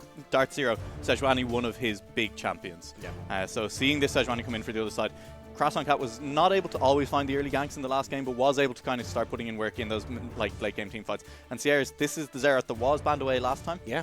So Sierra's going to pick up the Xerath this time, see how this fares. You know, the Corki looked okay in the mid lane, but the Sierra is much more comfortable on that Xerath. So long range mage, getting that poke down, you can stay really far back from those fights, so you're not necessarily as scared of the Jax or the Nunu ever actually finding you. And that's the thing is, you know, how do you try and get back onto something like this Xerath? I mean, even if you pair it with a Caitlyn or something in the bottom lane, so then you've got all the range in the world, and with Lick opting back over towards that Victor, still not a big engage tool, but at least something that can do well in the wave clear situations. Yeah, so the Sivir going to be the ban here. I really like what you said. I mean, if you pair the Xerath with the Caitlyn in the bot lane, you have this back line that's standing so far back from the fight, and if you ever want to get on top of them, you have to run through an Illaoi and a Sejuani. I mean, you trying to run through an Illaoi, it's just not a good idea. You know, you're just going to get ulted across your entire team, and most of you taken down really quickly. I could even see them go back towards something like the Morgana here as well for Serendib. I mean, you've now got a good amount of backline peel, and Serendib doesn't have to be the big... Okay, they won't get it this time. I was going to say Serendib didn't have to be jinxing this. I mean, like, it's any time we talk about whether or not they're going to be able to go back to the same champion. You know, it's the Garen, now it's the Morgana. And Yasuo. Oh, so close. I mean... I'd kind of be delighted if they picked up the bot lane Yasuo this game. I'd be pretty hyped about that, but it seems unlikely. So Ginger Sheepy, we were saying we'd like to see them go onto one of these kind of scaling AD carries rather than trying to go back to Lucian. It seems like they've heard us. Yep. Not going back to that Lucian. It wasn't particularly impressive in the lane last game, but the Ginger Sheepy was doing okay in those late game team fights or in the mid game team fights. So being able to have a champion that's much more impactful in the first place, I think is going to work out really nicely for the side of Bard to the Bone. And Arcanel, just going back to that Ezreal, it did well in the lane last time around, you know, got some very nice pots early on with the Kleptomancy, you know, was able to sustain very nicely through the lane, but managed to do very well come the mid game. And the Braum, I think, is a similar role to the Morgana if they manage to get it again here. So just protecting that backline. You've set up a really long distance range backline, and being able to protect it with the Braum and the Illaoi and Sejuani is going to go nicely. Yeah, you can see the Flying Snakes are taking the Game of Thrones aspect to this, where it's like that poke and run. The dragons come in, they breathe fire on everyone, and then they get out of there again. Going to be going for a very similar style. Poke with the Ezreal and with that Seraph, and try to fall back, get out of the way of any of the damage that can come through. And that's why I really like the Alistar here for Paulie. I think it does give them that engage tool to actually start a fight if they can catch someone out. Yeah, and I mean, that's Bard to the Bone saying, we're going to really take it to you in the mid game. Yeah. We see what you're trying to set up. You're trying to set up this kind of sit and poke, say, peel for the back line. Coming at you with a Nunu, coming at you with an Alistar. The Victor with the Chaos Storm, if he manages to find himself in a good position, can absolutely decimate those mid-game team fights. And we saw Lick with the Orianna ult in the last game, was able to get it into positions that absolutely, I mean, caught Sierras and Arcanel multiple times with that and just ripped apart health bars. So we're going to have to see how this game plays out again. I mean, I think if you're looking at the junglers, you are again looking at that top lane. I mean, it is still, again, it's a volatile matchup. There's make no mistake about it. If either of these champion gets a lead, they can start to smack down on top of the other one. And bot lane, it's kind of tough to gank into the Ezreal Braum lane, same as it was with the Ezreal Morgana lane. But if you can manage to do it, get this Jinx a lead and get the Alistar a lead, you can just start looking for these fights over and over again. Yeah. And I think that's a terrifying prospect as we do go into those team fights as well. Jinx gets excited once, and suddenly that team fight starts to crumble a little bit, because it doesn't matter how quickly you run, Jinx is still going to be faster. Yeah, it doesn't matter how many slows you try and throw on Jinx. She's running really fast anyway. She's basically running at normal speed, and she's still in range to auto attack you. So definitely could be a scary Jinx for Ginger Sheepy here. And I mean, with the Alistar, if you can find yourself, it's all about, I think, in this comp, it's going to be about whether or not the Alistar can kind of sneak around to the sides of the fight and actually get onto that Ezreal, get onto that Seraph, because it is going to be really hard for you to just get to them if you're trying to just run straight through the fight, because you're trying to get through the Sejuani, trying to get through the Braum, trying to get through the Illaoi. So you need to be finding these kind of creative flanks come the mid-game, and that's not just the case for the Alistar. If the Jax ever wants to get involved in a fight, he's going to need to be finding these good flanks. And Nunu, we saw last game, it's really hard for Nunu to engage if he is just running straight forward. Until you get to mid-game, you're just running at the speed of light anyway. But I think that's something that Bard to the Bone have done very well, is getting those wards for those TP flanks. So if you've got to deal with Jax on one side, Alistar on another, and a Nunu coming at you as well, I mean, if that's 3 different angles of engage, it's going to be very tough for them to try and, you know, have that safe route to back out of it. But we will have to see as we have loaded onto the Rift for game number 2. Yeah, looking forward to this one. Should be exciting. It was a very close game 1 that we had, even though it did end up going the way of Bard to the Bone. Flying Snakes really weren't out of it until kind of the last 2-3 minutes, last 5 minutes of the game. So a little bit of early skirmishing here again, but both teams looks like they're just going to back away. And again, not really any deep wards managing to go down for either side. So junglers will manage to keep their paths hidden, but I think it'll be fairly obvious that these guys are going to start on the bottom side of the map. And we are already kind of looking at, you know, TC Ali. They got the lead for themselves in that first game. Didn't really need much jungler intervention, but I feel like if at any point in time Crosstown Cat does decide to go up there, you get this Jax rolling, and we all know how terrifying a Jax can be in that late game skill push. Yeah, I mean, there's just... that's a lot of noise. Just wait for this to die down a little bit. That's Excuse me, I'm trying to commentate here. It's just... It's so some beautiful, people, though. some people. I mean, there's no respect. But yeah, like you say, if Crosstown Cat can manage to get this Jax rolling, I mean, you just win. You win almost any 1v1 just with the resist that you get from your ultimate once you pop it, with the extra damage coming from your ult passive, with the E stun blocking any auto attacks as well.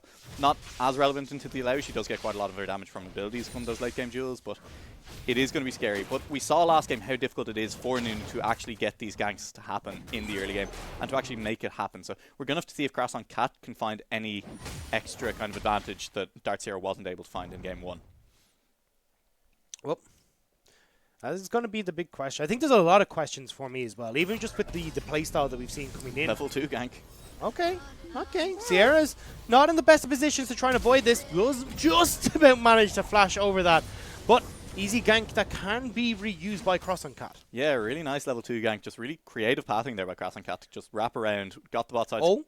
Didn't get the bot side scuttle, but just wrapped around, just wrapping straight back around again. No flash now on Sierra. Yeah, Sierra's has nowhere to go. They should be able to connect onto this. No! The sidestep will come through, but still might have the slow here. No snowball available though, so will not actually have that route there. So Sierra's would just about manage to eke their way out of that one. But will we go for round 3? Crosstown Cat could just roll straight back into that lane for a third time. Decides better of it. Is going to go and try and invade the blue buff for the side of it. So is going to actually double buff Dart Zero here is Cross on Cat. Yeah, they actually spotted out Dart Zero on that ward, nicely placed just in that bush in the river, so they know that they're safe to go for this, which means that, as you're saying, triple buff start coming in for this Nunu. We'll also get the Crab up in the top lane as well, so great start, even though you kind of think, oh, okay, with a double gank at level 2, you should be put behind, but Cross and Cat's actually coming out fairly well out of this. Yeah, absolutely, and Dart Zero is going to lose this Rift Scuttler on the top side of the map as well, so really nice start by Cross on Cat. We might see a contest for that Rift Scuttler, and the top lane, there's a health advantage here for Snorlax Shiny, so if Snorlax Shiny starts to move, it'll be okay. No, Windows, we don't want to reset right now. This is not the time or place for it at any point in time, to be honest. That is never, I don't think there's ever been a time I've looked at a Windows update and went, yes, this is the perfect time for me to do this. It only happens when it forces you to shut it off, and I get it, that's not so much a perfect time for it, that's just it forcing it to be the time for you. So we'll see now. Despite CRs getting that early pressure, being pressured early in that lane, hasn't fallen behind in CS. And I think there was really nice gank avoidance on those two ganks. You know, I think there was a pixel in that snowball hitting both times. So CRs managing to stay alive despite burning the flash in that mid lane. And as we look now towards the bot side, there is an early farm lead again for Arcanel on this Ezreal. Jinx will pick up a couple of these minions, but will still be down about a wave. So Arcanel playing really well on the Ezreal in the early game both times.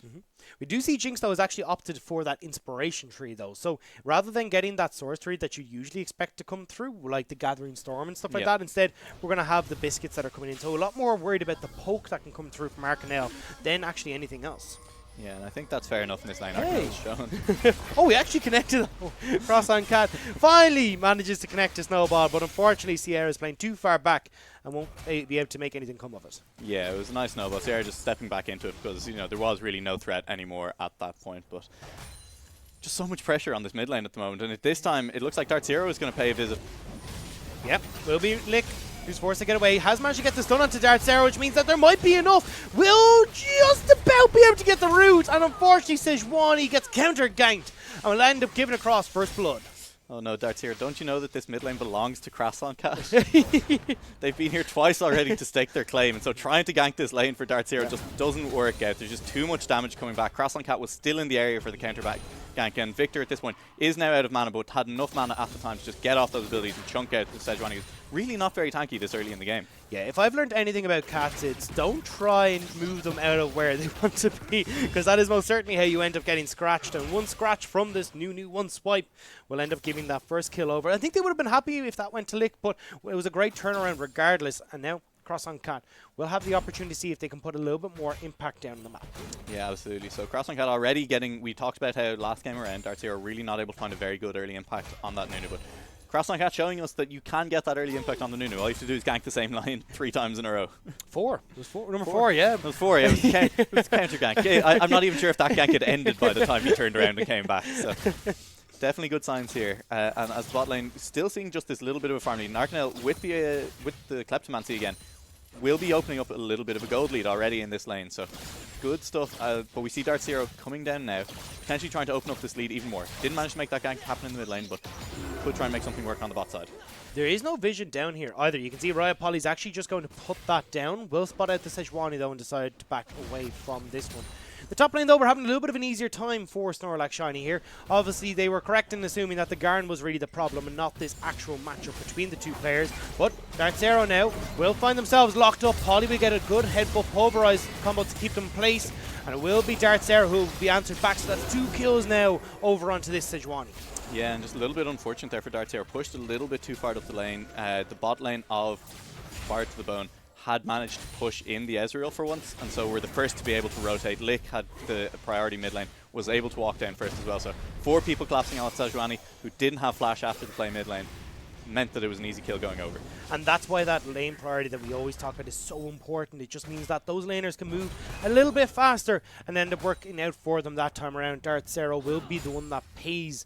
And now that bottom side river is firmly in control of Bar to the Bone.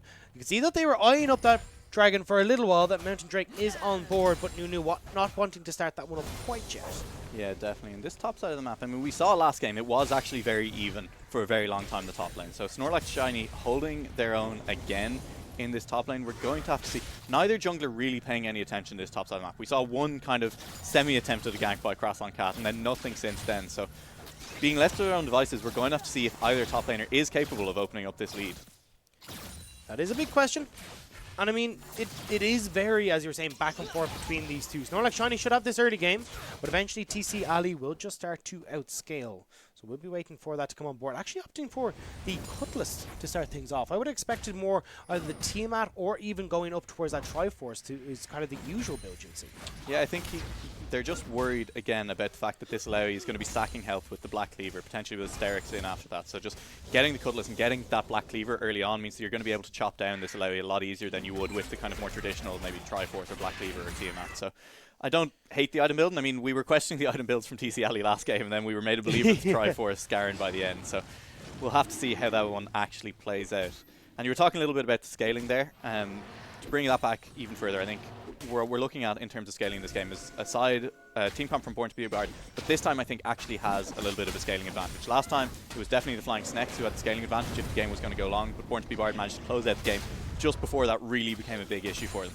This time around you're looking at the Jinx into the Ezreal. The Ezreal has a strong mid-game power spike once he gets that Trinity Force or the Frozen Fist, the Glacial, the thing.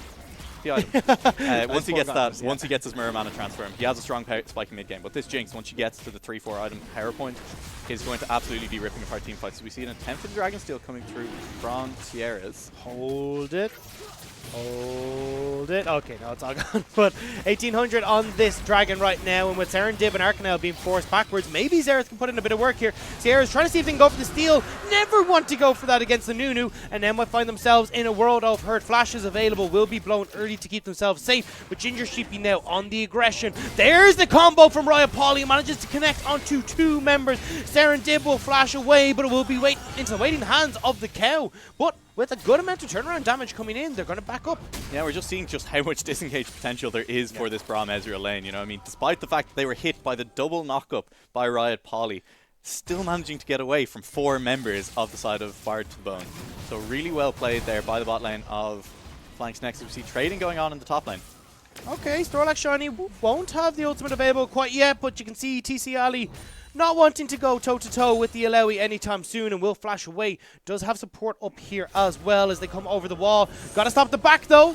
Will be able to do it, and this now gives the opportunity for the roaming gang squad to come up, but they only come up to see TC Ali fall. Yeah, I think the TC Ali might have actually been able to finish that back there, because it looked like the Illaoi, those Illaoi animations are actually pretty long, so I think TC Ali might have been able to get away there, choosing instead to try and go for the kill, playing maybe a little bit too aggressive, feeling like they're still as strong as they were at the end of the last game, but Cross on Cat might be in trouble here. Game of Chicken has been started, and I think with Cross on Cat just throwing that snowball in, might have dissuaded Dartzero a little bit. You can see they crossed over a ward to get up into that bush, and Cross on Cat decides, you know what, I don't really want anything to do with any pesky shenanigans that might be going on in my jungle. But Lick may not be so lucky. There is going to be the lockup coming through. Permafrost will land in just a moment. There it is. Good cleanse, but it's hit by both the stuns and now will fall as well. Jungler picks up the kill there. Yeah, and there's just so much CC coming out of this mid-jungle combo of Flying Snakes. You know, I mean, the Sejuani has 2 stuns, has the knockup as well. The Zera has the stun on his E as well. So really nice gank. Recognizing that Lick was just too far up the lane, didn't have vision, and Zero, after potentially looking in that jungle for something, a play on Cross on Cat, just coming down and making the gank happen. Oh. With the control that Cross on Cat has had, though, we still see a good amount of vision that's going in their favor. Control wards are in both sides of the river. I'm saying that actually as Cross on Cat takes a full combo coming through from that Xerath and realizes, do you know what? Xerath, I know. Oh, hang on. Snorlax Shiny force a flash away. TC Ali, unfortunately, though, had already used that flash in the previous fight and isn't able to follow.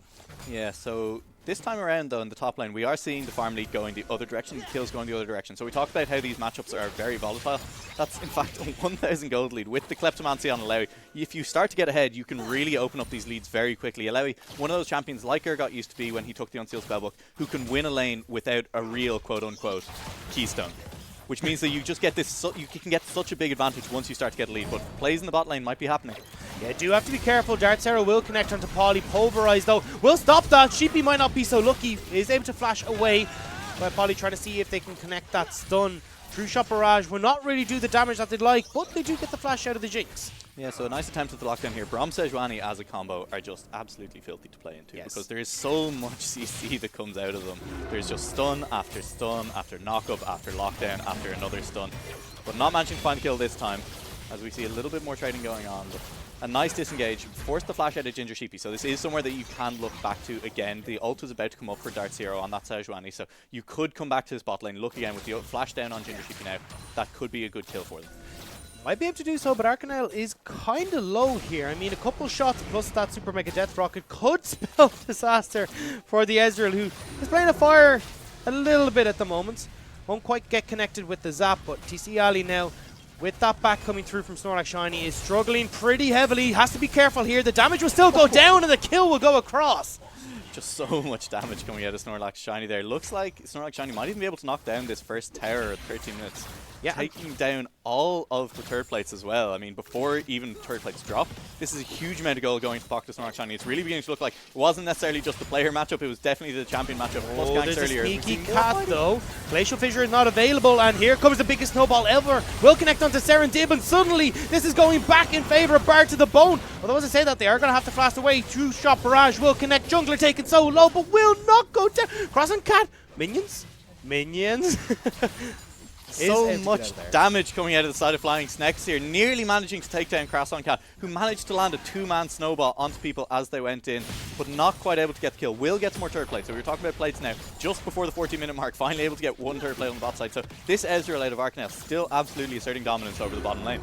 Very scary though for that Alawi, who not only got the turret plate and got the actual tower as well. So suddenly this big L split push that we're talking about for Snorlax Shiny has suddenly become a lot more ferocious.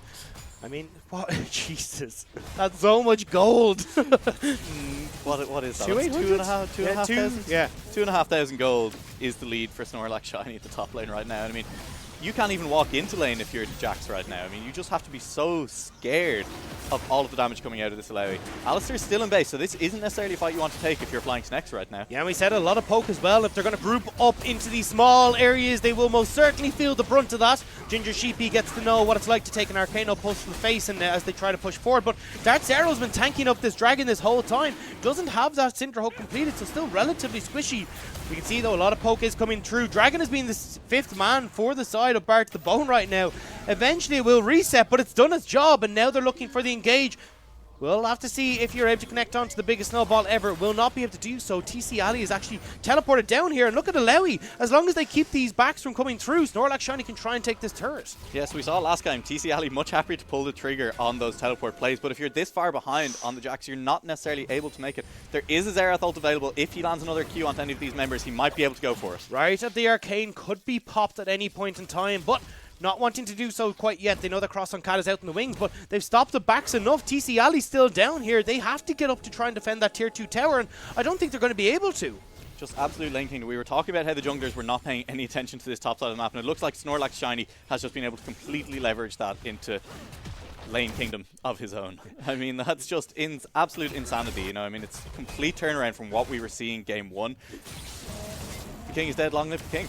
Viva la Revolution as they try to push on towards this tier 2 tower. Will not be able to take it though, unfortunately. With just the Black Cleaver there, won't be having that damage that they really would have liked to get that turret down. Ginger Sheepy and Riot Polly will come up to defend it as TC Ali has decided, you know what, I've had enough of dealing with Snorlax Shiny shenanigans. I want to go down towards this bottom side, but looks like the back is going to be started now, working up towards that Triforce, but Snorlax Shiny is dishing out a lot of damage onto Ginger Sheepy. Does need to be careful.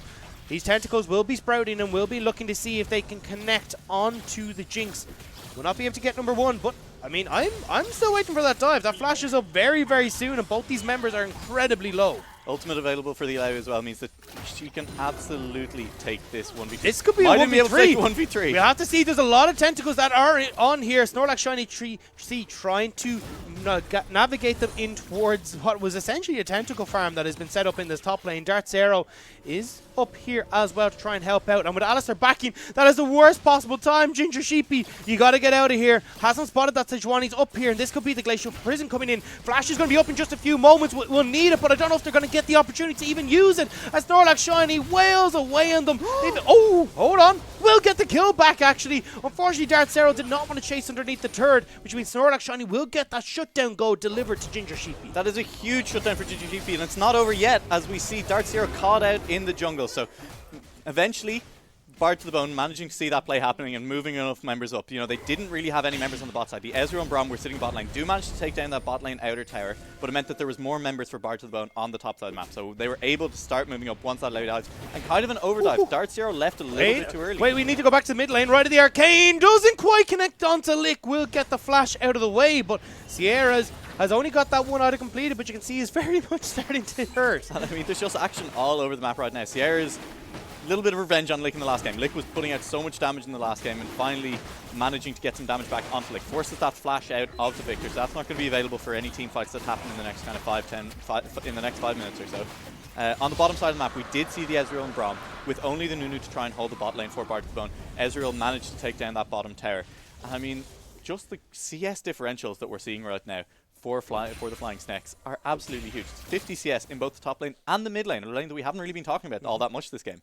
Yeah, you can see Sierra is really talking about hurting. And that's not even just that's only gonna get worse as well. I mean, this is the thing, Xerath's scale is incredibly strong, and when you're the likes of Ginger Sheep, you isn't that mobile when it comes to the Jinx. A couple of those Arcano pulses find home, and suddenly you're in a world of pain. And speaking of, Snorlax Shiny once again up in this top lane, trying to see if they can threaten on towards this tier 2.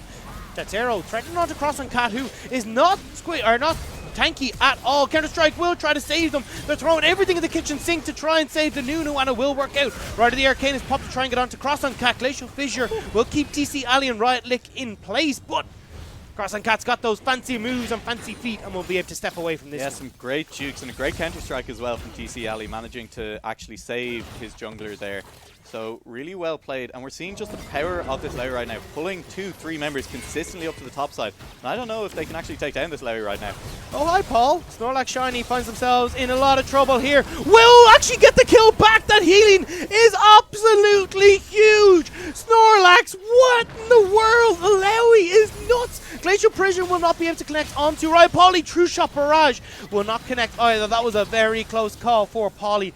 So you can see that ultimate on the Alistar had just worn out. Sierra's now trying to see if they can get up, if they can connect onto a bit of damage. We'll be looking at Cross on Cat coming across, but Lick has found the 1v1 that they did not want whatsoever. Cross on Cat found the 1v whatever a number of people that was. They didn't want to be there either.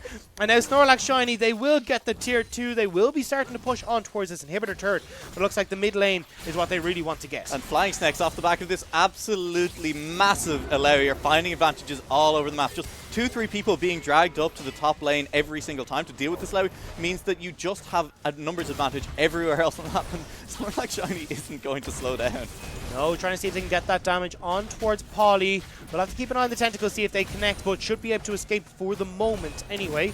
And now you can see, I mean, Snorlax Shiny is quite happy to just continue taking these fights. That ultimate is back up and available, and you can see a lot of these tentacles are up here in the top lane. TC Ali, you don't own this lane anymore. You need to be careful. Yeah, what we need to see is we need to see someone, anyone, please just build Grievous Wounds. Find a way to try and deal with this Lewy. I don't know if even 4 people is going to be enough to deal with this Lewy right now, as the ult is back available. Right of the Arcane is trying to connect onto Lick, but instead it's Snorlax Shiny getting one more kill. We said that ult was up and available, and when you've got the support of the team there as well, there's not very much you can do. Stun will go wide from Sierra's, but it doesn't matter. They're getting the kills. There goes one more shot. A tentacle comes out of left field. I'm going to take them down, and Arcanel isn't even needed anymore. They're just like, cool, you got that, bro? I'm going to take the fight on bot side. Yeah, I mean, is there any worse feeling in League of Legends than trying to run away from a fight and a Lewy tentacle comes down with the force of God and slaps you out of the sky? Slaps you just across the face and goes, nope, you're going back to base. And now TC Ali will try and get onto them, but this is not a fight they want to take. They haven't even completed a first item yet. We're 21 minutes into the game, and Jax is sitting at just the Cutlass, a Sheen, and a recurve bow. They do not have the damage to take these fights just yet. And if you look at their counterpart, Black Cleaver, Sterix Gage, and this is before they even backed. Yeah, at only 21 minutes into the game, we're looking at a potential flame horizon for Snorlax Shiny over TC Ali in this game. But with that said, I don't think we're actually going to see the flame horizon because he's not being given time to farm in this top lane. Snorlax Shiny is just fighting all the time. They're sending 2, 3, 4 members to try and shut down this Lewy, and it's just not enough. That ultimate scales with the more people that you have around, and that just means that the more people you send, the more people Snorlax Shiny is going to kill. Just straight up buys a death stance. Yeah. Just no components. Just buys a death stance. So that's going to be even more healing coming They through. had a longsword, you know, so that, yeah. Oh, you're right. I mean, yeah, that just completely, it's no longer impressive. Sorry, Snorlax Shiny. I was impressed, and now I'm not. but that's just even more healing coming out of Snorlax Shiny. This is the point I was trying to make while they were still sitting in base before the fight started again. That's a 5,000 gold lead. That's so much gold. Well, you said at the start of this, the top lane matchup was the one to watch, and we are certainly entertained, if nothing else, in this top lane. Snorlax Shiny has taken the rightful place on the throne, at least in this game, in the top lane, and has now got to deal with multiple members. Saren Dib is up here to try and see if they can get onto Lick here, who is not in the best of positions, goes running directly into the Illaoi, not quite able to land the Test of Spirit. So we'll be able to step away. Glacial Fissure will come down, but ding, ding, ding, and there's no fight after that ring. Yeah, and I think at this point of the game, you could probably just be sending Snorlax Shiny to that bot lane. Start drawing members down there. Start setting up around the Baron if you are flying Snakes. I mean, Snorlax Shiny, we've seen, has enough strength to just straight up dive people at this point in the bot lane. So short of them sending 4 members, this Illaoi probably doesn't die. If they send 4 members to the bot lane to deal with an Illaoi, you just take a Baron. Well, we're going to send 3 members at least towards this top lane. Snorlax Shiny will flash away from the biggest snowball ever. But in the mid lane, Right of the Arcane will connect onto TC Ali, not enough to try and finish off the low health Jax. Blade of the Rune King has been completed. True Shot Barrage actually trying to see if they can take out TC Ali. Won't be able to connect though. And now they will start to push forward.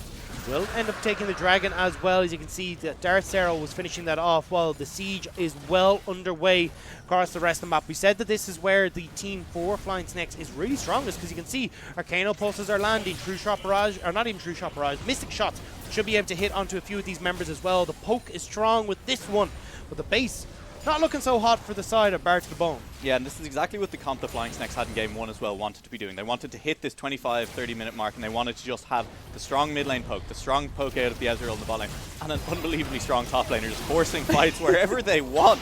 Oh, TC Ali's already down. Don't hit him anymore. Instead, they decide to hit onto Nunu and maybe Paulie as well. That's a triple kill going over for the Kali, or for the Illaoi. Can they make it a quadra kill? No. Lick will be able to flash away from that one. Sierras wants to see if they can finish him off. Arcano Pulse says yes. Right of the Arcane maybe says no. More Jinx and they will go down.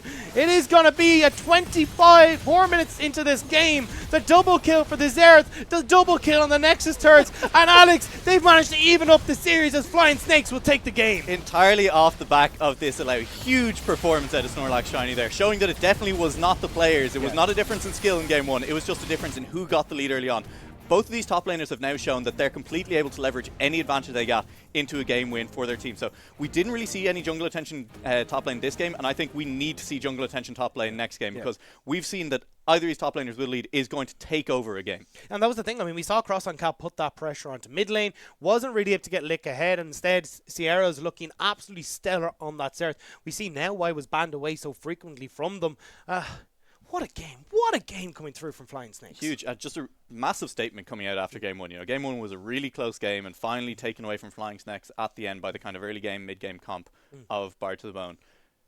Coming back out and making an absolute statement saying we're not going to roll over. This is a series now. You know, we've got a proper series on our hands. I mean, give me another 4 games. Give me another 3 games of that. I'd love another 4 games of that, but we can only have another 3 games of that, and I'd be happy. Yeah, well, we have seen Lane Kingdoms go back and forth in this one, but we will have to see eventually at the end of the series who will stand on the throne. At the moment, it's 2 games in, 1 apiece. Game 3 will be probably a big decider in this one, just even from a standpoint of morale of who can get that victory. But we will be back after a short break with more action.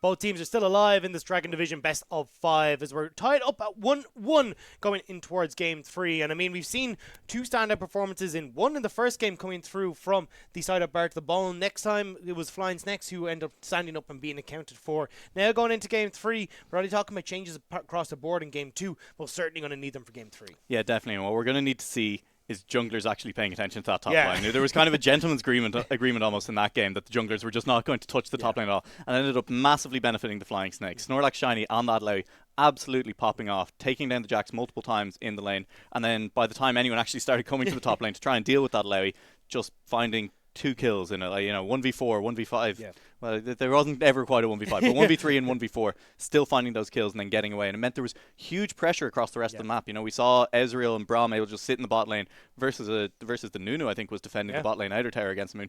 Nunu's never going to be able to defend that tower come that point in the game. So want to see the junglers coming to that top lane, actually focusing. We saw if you can get your top laner, if you can get TC Ali ahead for the side of Bard to the Bone, he can still put in the performances, still can carry that game. So if you can get that lead in the top lane for them, you're going to do okay. Yeah, we will have to see though if that is going to be the case. And I think personally, haven't been the biggest fan of the Nunu. And I don't think it's a performance case at all. I think it's just that Nunu itself hasn't been able to get into these fights, hasn't been able to have that impact in the early game. I think something like the Sejuani that we have seen come up in both games just has a much easier and better time in, 1, the team fights, and 2, in those early gank scenarios. And a surprise one for me is, because we've seen it so heavily in this tournament, has been that Jarvan pick. I really expected to see at least that come out. I mean, Cross and Cat played it in their first game, and I want to see that come back in this time around. Yeah, definitely. I mean, Cross and Cat definitely had more of an impact in the early game this time around than we saw Dart Zero have in game 1 on the Nunu. So I think you're right. It's not a case of individual performances on the Nunu. I think it's just been the way these games play out. They've been very much split push focused, side lane focused. And the Nunu, as a member of a 1-3-1 or a 1-4, doesn't do as much as something like, you say, the Jarvan or even like the Rek'Sai or something, where you have damage potential. You can try and force a play, or you can try and peel back from a play. The Nunu isn't the best at that. Nunu really wants big 5v5 fights to happen so that you get absolute value out of your absolute zero. And we just haven't been seeing that happen in these games so far. Yeah, well, we will have to see, as we are going to be going into the draft phase in just a few moments, to see if that is going to be the case. And I think as well, looking at that top lane, the Alewi now has come out twice. I think it's not. I think it's going to be banned away. I would be surprised to see that come through, because you'd be almost certain that Garen ban is going to still stand. And I think nothing can really deal with the Alewi. The Jax was brought out as an answer, but I mean, you've only got that Blade of the Rune King at the end of that game, 25 minutes in, wasn't really having the impact that they would have liked. Yeah, and I think it'll be really interesting to see if as we assume, this Alewi is probably going to be banned away. We saw it get dealt with the Garen in game 1, but with the Garen ban still standing, they might feel like they have no answers left to the Alewi on the side of Bard to the Bone. So what will Snorlax default to is the question now, because there's been a lot of Maokai played by Snorlax Shiny in this tournament. There's been a couple of other tanks played as well. There's also been the Yorick, which is definitely a champion that both of these top laners can play. So it's going to be interesting to see if we see Snorlax Shiny on another one of these split push champions, or if Snorlax Shiny defaults to something that is more of a team fighter. I mean, maybe you could go pick up the Nunu again if you also pick up something in the top lane like the Maokai that has the engage button, that is kind of this big 5v5 team fighter. Yeah, I think we're definitely going to have to see that Yorick stay as a red side ban, because I don't think you want to give that champion over to either of these top lanes. You can see how explosive that matchup is, and tossing that Maiden into the mix is not going to be anything that helps you out in that situation. But we have loaded in towards the pick and ban for game 3. We'll have to see exactly what's going to be coming out. I mean, TC Ali doesn't have to worry about the Garen ban, but I think we'll be seeing that very quickly coming in on the right side. Yeah, definitely. So we'll see maybe... So the Vayne ban is still being held against Arcanel. I think that's potentially, to me, an interesting one. I think Arcanel has performed really well on this Ezreal both games, and I don't necessarily think that even the Vayne would be as scary. Again, with the way these games have been playing out, the Ezreal has been huge for the Flying Snakes in both of them, where he kind of gets ahead in the lane and then manages to keep ahead and providing this poke, providing this kind of team fight backline presence in the mid game. So not entirely sure about the Vayne ban coming into this game. We will see. Garen is that first ban for Flying Snakes, so still just keeping that off board. It was the only answer that Bard to the Bone seemed to have to the Alewi so far in the series. So we'll see now if the Alewi is the response from Bard to the Bone. Well, there's still a bit of time to experiment. I mean, we're only at game 3. We're still 1-1, so we're essentially best of 3 right now. So if you wanted to, could see if TC Ali has something else in the wheelhouse that they could bring out to deal with that, or they can just get rid of it. Instead, it looks like they don't want to deal with that Xerath, going back to that ban that we did see in the first game. Yeah, Ciara's looked very good on the Xerath in game 2 there. Didn't look as strong on the Corki in game 1. I think that was as much a function of how the game played out. But the Xerath was absolutely just chunking people out in the mid game. And the Urgot is going to be the ban against TC Ali here. I mean, we've seen that every game so far as well. Urgot, another one of those champions who does dominate lanes and would be a pretty good response to the Alewi. So we'll see now if Alewi is the final ban from Bard to the Bone. The other option is that they could leave it up and then first pick it away themselves. I mean, this is a champion that TC Ali we know can play. Yeah. So we'll see. That might be the option here for Bard to the Bone. A lot of discussion around this final ban. I think that's warranted right now. Wouldn't be surprised to see a triple ban coming in from Flying Snakes towards that top lane, but yeah, we are going to see the Illaoi ban. Yorick, I'd assume, is going to be this last ban here, and then we will see if TC Ali wants to go and lock in that top lane pick. Has been a lot of high priority on that top lane so far, but I mean, still, the likes of the Sejuani is open if they do want to go for that instead. Yeah, definitely. And I mean, we've seen only 2 junglers played so far in the series. It has only been the Sejuani and Nunu. Swap backwards and forwards, and both times the Sejuani's won and the Nunu's lost. I don't think that's necessarily representative of their impact on the game. Yeah. But we could see that kind of priority on Sejuani again here. It wouldn't be too shocking to us. Well, Yorick is going to be banned away.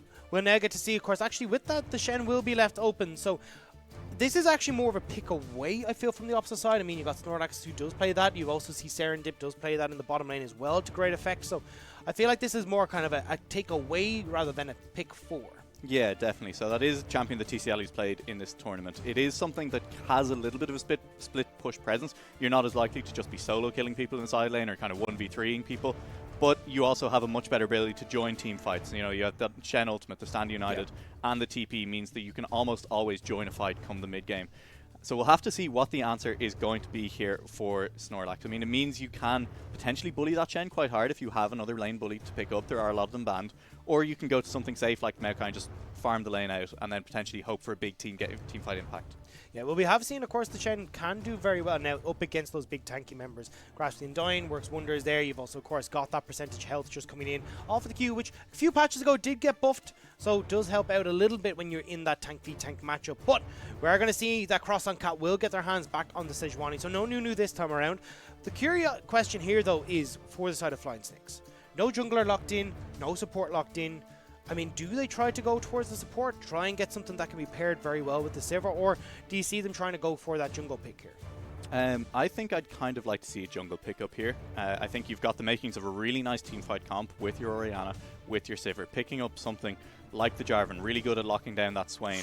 Or the Hecarim here, really good ball delivery system as well. You're just, with the Sivir as well, great combo with the speed up there. So a really nice kind of makings of a teamfight comp here. You can throw something in like the Maokai. There's so many options in the top lane that will also fit into that. And then support role, I mean, there's anything from, I mean, the Leona, the Alistar, the Morgana, all going to fit in nicely to that as well. So really like the comp the Flying Snakes are building over here on this side. Bard to the Bone, on the other hand, you have the Swain, you have the Sejuani. A Shen ult onto a Swain can be a lot of threat. I mean, it allows Swain to just actually try and run into the middle of the fight. One of the problems is that before you pick up that Zhonya's Hourglass, you do get prone to get bursting down before you actually get your ult out. So getting the Shen onto that Swain could prevent that kind of burst down from the side of Flying Snakes onto that Swain, and could allow Swain to take over some of these team fights. I also like the way this draft is now coming through for Flying Snakes. Of course, Hecarim is actually a bit of a flex pick. I mean, you can toss it up into the top lane. We've seen it with the Conqueror up there. You go with Teleport Ignite. But it looks like these guys on the opposite side for Bard to the Bone have read it as if it's a top lane pick, banning away that Maokai. So now we will maybe get to see. They are actually going to hold off until the last pick. Support going to be locked in for Serendip. Yeah, so the Morgana, going back to Morgana here for Serendip, it worked out pretty well for them in game one, you know, did well in that lane, but potentially going across to the Malphite instead. Going back to the Morgana. Just baiting us. Yeah. What are you going to do if you're not going to bait the casters, you know? So going back to that Morgana, the Malphite would have been an interesting one there, so we will see. That is still potentially something they could pick up for the top lane. And going straight over to Thresh, so Morgana, not a bad pick into Thresh. Thresh not a bad pick into Morgana. You know, with some of the changes, like with Hook now breaking Black Shield, it means that Thresh can actually CC their Morgana pretty nicely. And then Kai'Sa, so another scaling AD carry for Ginger Sheep. It didn't really work out for them in the last game, but that was more just that there was such an advantage in the top lane. The game ended before you could see that Jinx scale. So we'll see the Kai'Sa now, and it will be the Malphite last pick there. So Flying Snakes just all in on this team fight right now. Yeah, that is a terrifying prospect. You were talking about ball delivery. They've now got 2 big tanks to go with, the Hecarim and the Malphite there. The big standout for me, though, is when these items start to kick in. Because, of course, you've got the Kai'Sa there. 2 items. You get the Stormrazor Surge and then Stormrazors into the Quincy's Rage Blade, so you get your 2 items there. You've got your Rod of Ages stacking on the Swain, and that's really when you start to kick things off for this team for Bard to the Bone. But I mean, Orianna, Sivir, these are two of the latest scaling team fighters that you can possibly think of. Yeah, and I mean, what's interesting to me as well is you can definitely put that Swain into a side lane. Yeah. So what we're looking at for the flanks next, we said that's a big team fight comp. You are all in on getting a 5v5, landing that Malphite onto multiple people, having the Orianna ball to follow, Hecarim charging as well, Sivir, Boomerang Blades bouncing across the entire team. But on the other side, the comp for Bard to the Bone really wants to set up a 1-3-1. You want Shen in one lane, you want Swain in the other lane, and you just want your three in the middle with the Kai'Sa, the Thresh, and the Sejuani playing pretty safe in the mid lane. So it's going to be interesting to see if Bard to the Bone ever do kind of give that 5v5 to Flanks next, because if they don't, Flanks next comp might have a hard time dealing. You don't have the strongest side laner in Malphite. Orianna can do okay in a side lane, but not really very well. So it's going to be interesting to see how this game plays out in terms of side lanes, side lane pressure, and where the team fights actually happen. And don't forget, you got that like literally go button with Arcanel as well on the hunt can pop and really close the gap. And we'll have to see if they can try and play safe with this Glacial Prison, if it'll be enough for those three members who are left on their lonesome in the mid lane. But we are loaded on to the Rift for game number 3. We're talking about top lane pressure coming in at least for the side, or well, we want to see it from both teams, but I think in this respect, Bard to the Bone will most certainly be the ones who benefit from that the most. Yeah, definitely. I mean, Shen actually, as you say, has a surprising amount of damage against tanks in this early game. You know, he is able to get a lot of damage down, the taunt into Q, getting the blade to pass, the Spirit Blade to pass through the enemy, and then you get a lot of percentage health damage down very quickly. So Shen possibly able to bully Malphite in this lane. We'll have to see how this goes. Really a big change of pace in the top lane. We've had kind of carry champions on both sides for the first two games, and we're just switching over completely now, going the opposite direction with both players swapping over to those big kind of big tanky champions, big frontline champions. I mean, you can always build the Malphite with a Triforce or something, or full AP if you want to, but don't think we're going to be seeing that come out this game. Don't get my hopes up like that, you know. Now I just want the full AP, but I think as well, looking at these junglers, we have a little bit of a slower start. I mean, Hecarim, obviously you want to get towards that level 6. Cross on Cat, we did see put a lot of pressure down early, so might have the opportunity to do so. Yeah, definitely. And I mean, this Hecarim, we said we weren't particularly impressed with the Nunu, and Darth Zero moving away from it, picking up the Hecarim, picking up a jungler that is definitely capable of impacting these lanes very early on. And come level 6, that Hecarim gank becomes very, very scary once you can come in with that unstoppable onslaught. So exciting to see what happens with that. Level 6 as well for the Sejuani is going to be big. So once these junglers start to get towards the level 6 point, there's going to be some very explosive ganks happening around the map. And there's good follow-up CC in almost every lane once you hit that level 6 as well. So these ganks can definitely find kills almost anywhere on the map. I'd expect probably that you want to try and get this Swain ahead before these mid-game team fights really start happening, because if you can get your Swain ahead and he's able to run into the middle of a fight with a Shen ult onto him and kind of get that Swain ult across 5 members, you're going to do a lot of damage as Bard.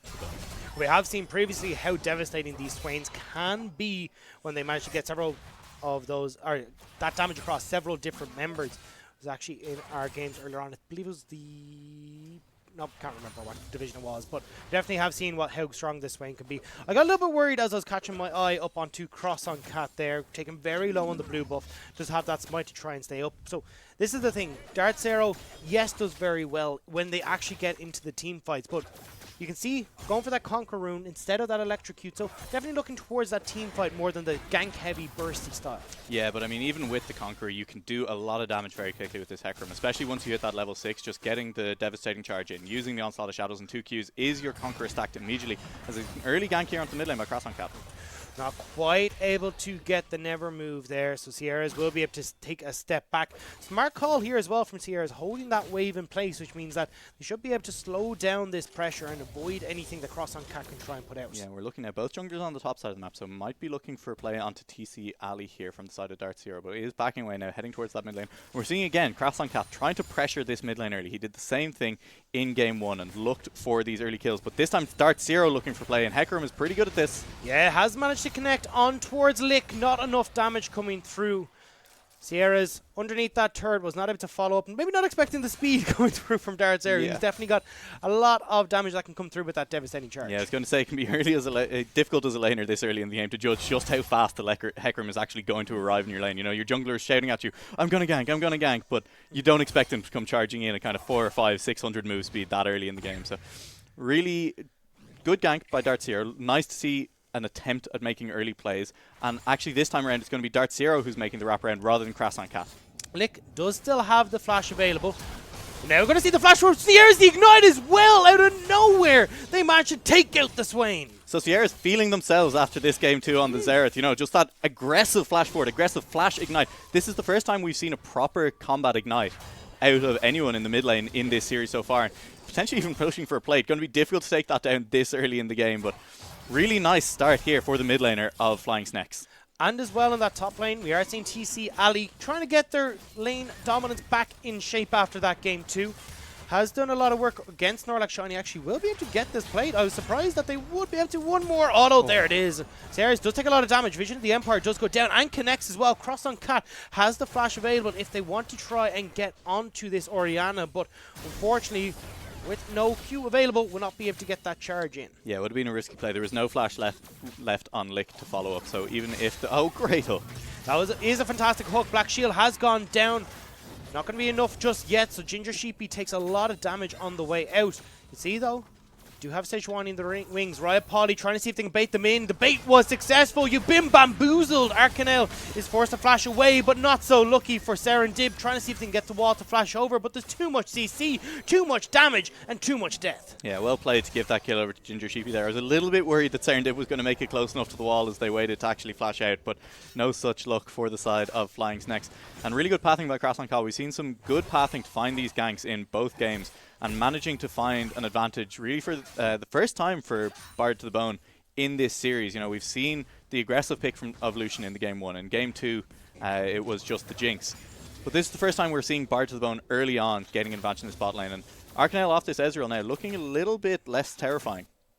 Definitely is, but we are starting to see those level 6s creep up now. So you have access to that Shen to see if they can try and interrupt this bottom lane a little bit more. TC Ali does go in. There's a lot of damage coming in from these creeps. Does have to be careful. Yeah, it was a really big minion wave to be trading in for the Shen there, and unfortunately missed the taunt at the start as well. So that's actually quite a lot of damage that you miss out in on the trade as Shen, and actually it means there's a big damage debuff to your opponent when you manage to land that taunt as well. So it means that the trade is much more in favor of Snorlax Shiny than it might otherwise have been. Well, we're going to see a little bit of scrap, or at least a little bit of trading back and forth in this mid lane. It looks like still no junglers wanting to put that pressure in the top lane. It's all about the mid lane in these games. And Sierra's, at least this time around, is once again getting themselves in good shape. The Orianna has looked very impressive up against this Swain. Yeah, and I mean, to go back to the top lane again for a second, we're seeing a 30 CS lead built up already for TC Ali in this lane. So the Shen, we talked about how you can have early pressure onto this Malphite, but I don't think either of us expected it to turn out this much pressure. You know, 30 CS at 7 minutes in the game, even just potentially going for a kill here, it's going to be difficult for Snorlax Shiny. Yeah, will force the flash out of the Malphite. TC Ali not wanting to follow, but definitely has put their stamp on this top lane, forcing Snorlax Shiny back.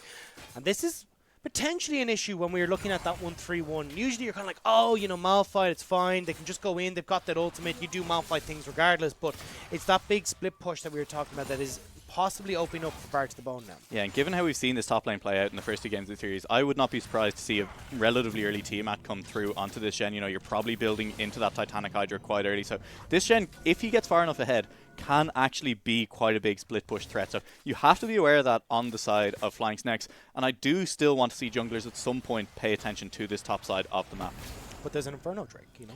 There is an Infernal Drake, so we'll be a little bit delayed on paying attention to that top side of the map in the moment. And, you know, this Infernal Drake, very big for either side. I mean, Snorlax, for the side of Flying Snakes, you have multiple people who can use it again. The Hecarim would love that, so would the Orianna. I mean, we saw how much damage Lick was putting down in game 1 with that Orianna. So if you get an Infernal Drake on top of that, that's going to be big for Sierras. And Arcanel on the Sivir, you just get those boomerang blades. You get the ricochets bouncing off multiple people, so this Infernal Drake, very nice. Good binding will come in. Darth Zero's now trying to get in on the hunt. This Pop Polly will be forced to flash. And Darth Zero has taken a lot of damage coming in off of this turret. Sierras has made their way down though. No flash available to try and get onto Polly. But, I mean, a good flash there meant that they weren't able to follow up on that damage that they would have liked. Sierras now might be caught out a little bit. Just have to be careful. They never move. Not quite enough range on that to lock up the Orianna though. Yeah, and it looked like Flying Snakes potentially wanted to delay that until Sierra's actually got in range before they started the dive. With the Hecarim as the ball delivery system, would have been able to dive that bot tower pretty easily, but were spotted out by the bot lane of Bard to the Bone before they could do that. So not quite able to make it happen, but still the trading is top lane. There he is. It's the early Tiamat for the Shen. So not even going for any kind of tank item first, just going straight into the Tiamat. TC Ali saying he wants to be able to push this lane, wants to apply pressure all the time. With the Shen now permanently pushing this lane, this is a lane that you can look to gank as Darth Zero.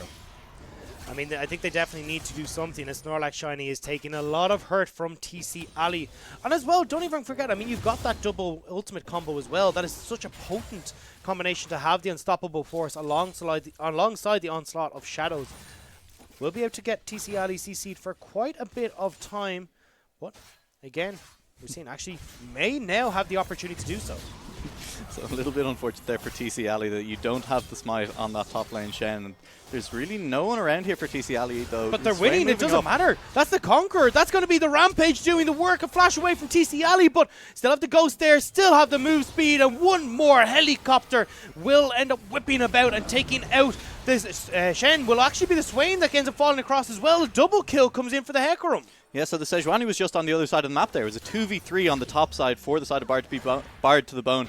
And just caught too far out of position. You can't use the Shen ult to save a member if Shen is the one being caught out. Sejuani trying to make a play on the other side of the map now to counter this. Serendip goes in with the ultimate to see if they can turn it around. One more auto onto the Thresh, but they're not able to get it. Cross on Cat does a great job of keeping them safe, but the Boomerang Blade does land. This will be followed up by a Glacial Prison, forced to flash away by Arcanel. 1 for 1 though. Great turnaround coming in from Flying Snakes. Yeah, and I've just been so impressed by this bot lane of Flying Snakes so far in this series. They've managed to find kills, they've managed to find advantages anytime. The Rift Herald going to go down, so the cross-map play still being made by the side of Flying Snakes. So even though there was the gank by the Sejuani in the bot lane, Flying Snakes come out ahead overall on the map for that one. And this is a big thing as well. Still have that turret plate available. This is the first time we've actually seen the Rift Herald taken in this series.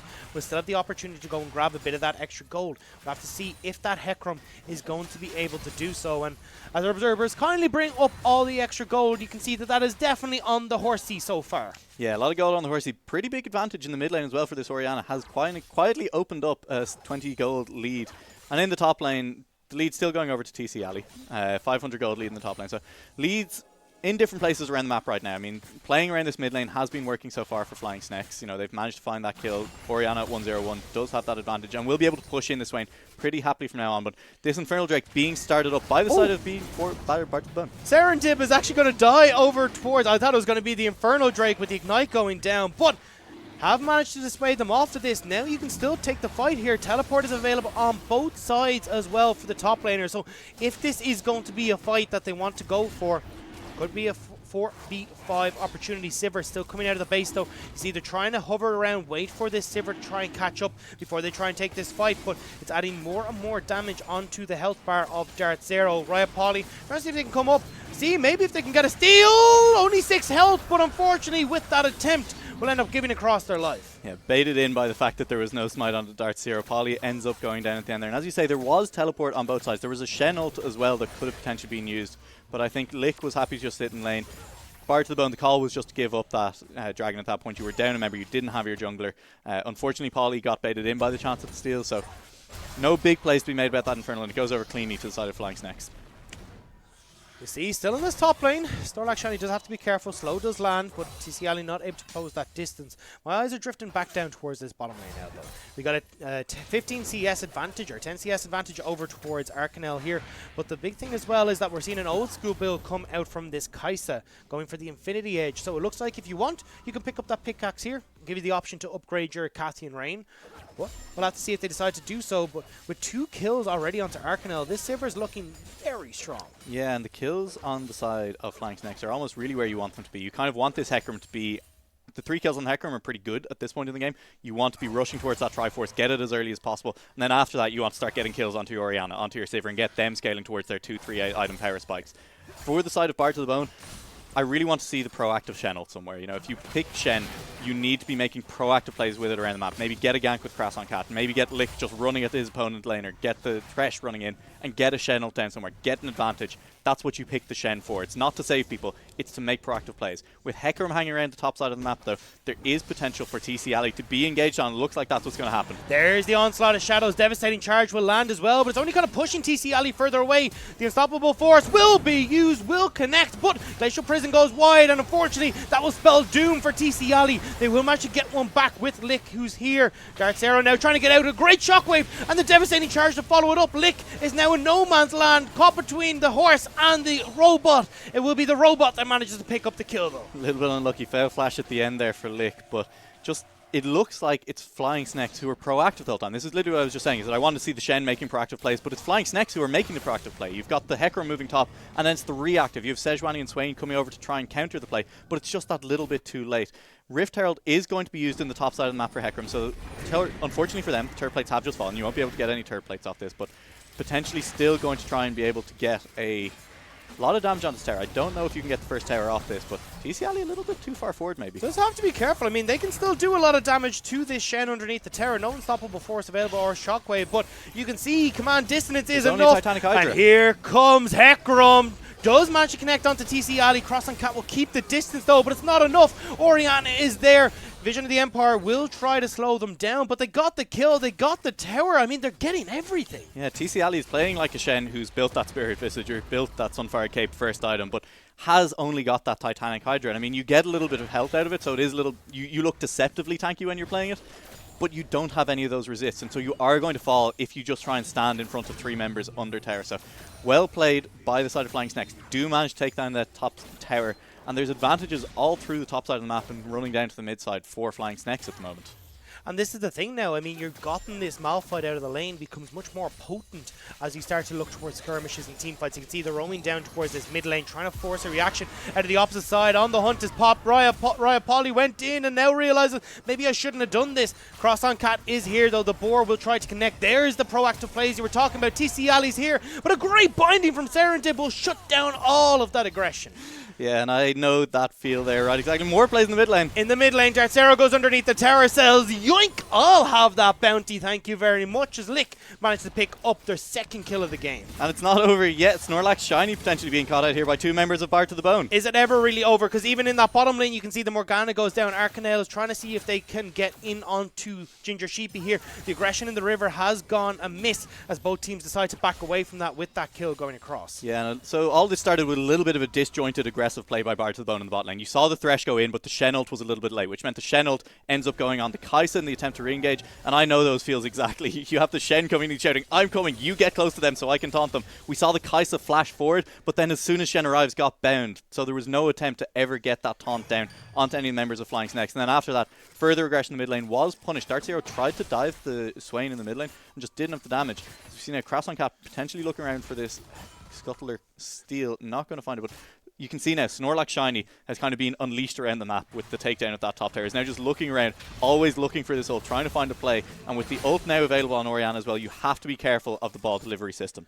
I mean, you've got so many options here as well, and this is what we're talking about, finding the team fights. If you want to go for a 1-3-1, you damn sure need to be ahead. There's the Glacial Prison underneath the tower though, and this could be the go button. Flash 4 from Riot Polly, not able to connect the hook, but it doesn't matter. The damage is there from Lick, and now Snorlax Shiny looking oh so grey screen as maybe they're going to go down. A good play will stop it. Unstoppable force is stopped in its tracks thanks to the kill for the Swain. Yeah, what happens when an unstoppable force meets death?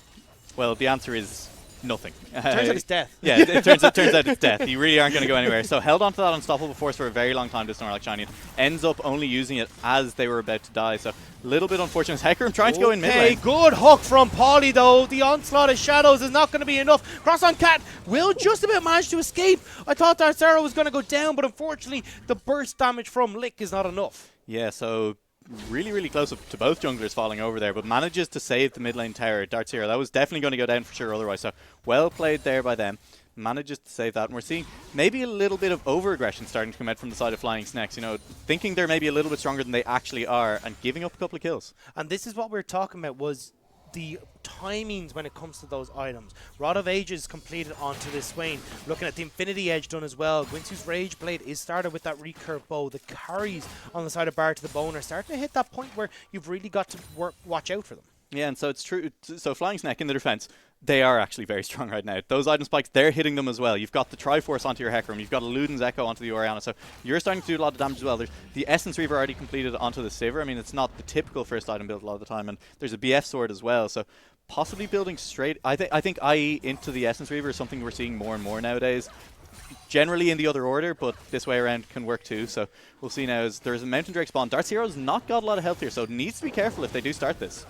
Well, certainly does. You can see Sunfire Cape as well on Snorlax alongside that Bramble Vest. So will be the likes of Ginger Sheepy taking a lot of damage when they try to go up against the mountain, but I don't think they're going to go up against the mountain because they're split pushing in that top wave. Still have the Stand United available for this team fight if they want to go for it. Good never move on to Arcanel. Will got them, but the shockwave connects onto Paulie. This could be the go button, but it is instead going to be the Shen ultimates coming in. This gives Malphite time to clear out that top wave or top lane turret with the wave that is currently there.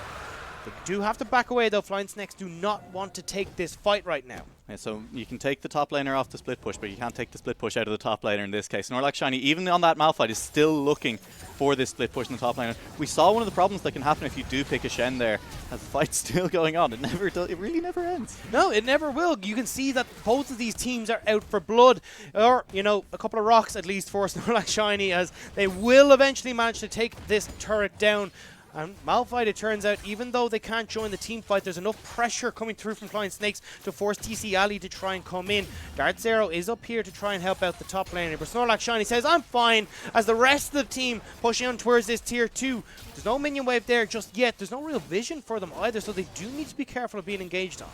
Yeah, so what I want to talk about is one of the problems with those reactive Shen ults. If that's all you're ever using the Shen ult for, is we saw the Shen ult come through onto Polly in that team fight, but all the bursts had already been used onto Polly, and Polly then flashed out anyway, so the Shen ult really not managing to do anything. You need to be communicating the whole time when you have this Shen in the side lane, because it means they do manage to get the Mountain Drake out of it, so that's very good for Bard to the Bone, but they lose their top lane inner turret forward as well, and they don't get any kills, they don't get anything else off the fight, so you've got to be very aware of how you're using these Shen ults and who you're using them onto in these team fights.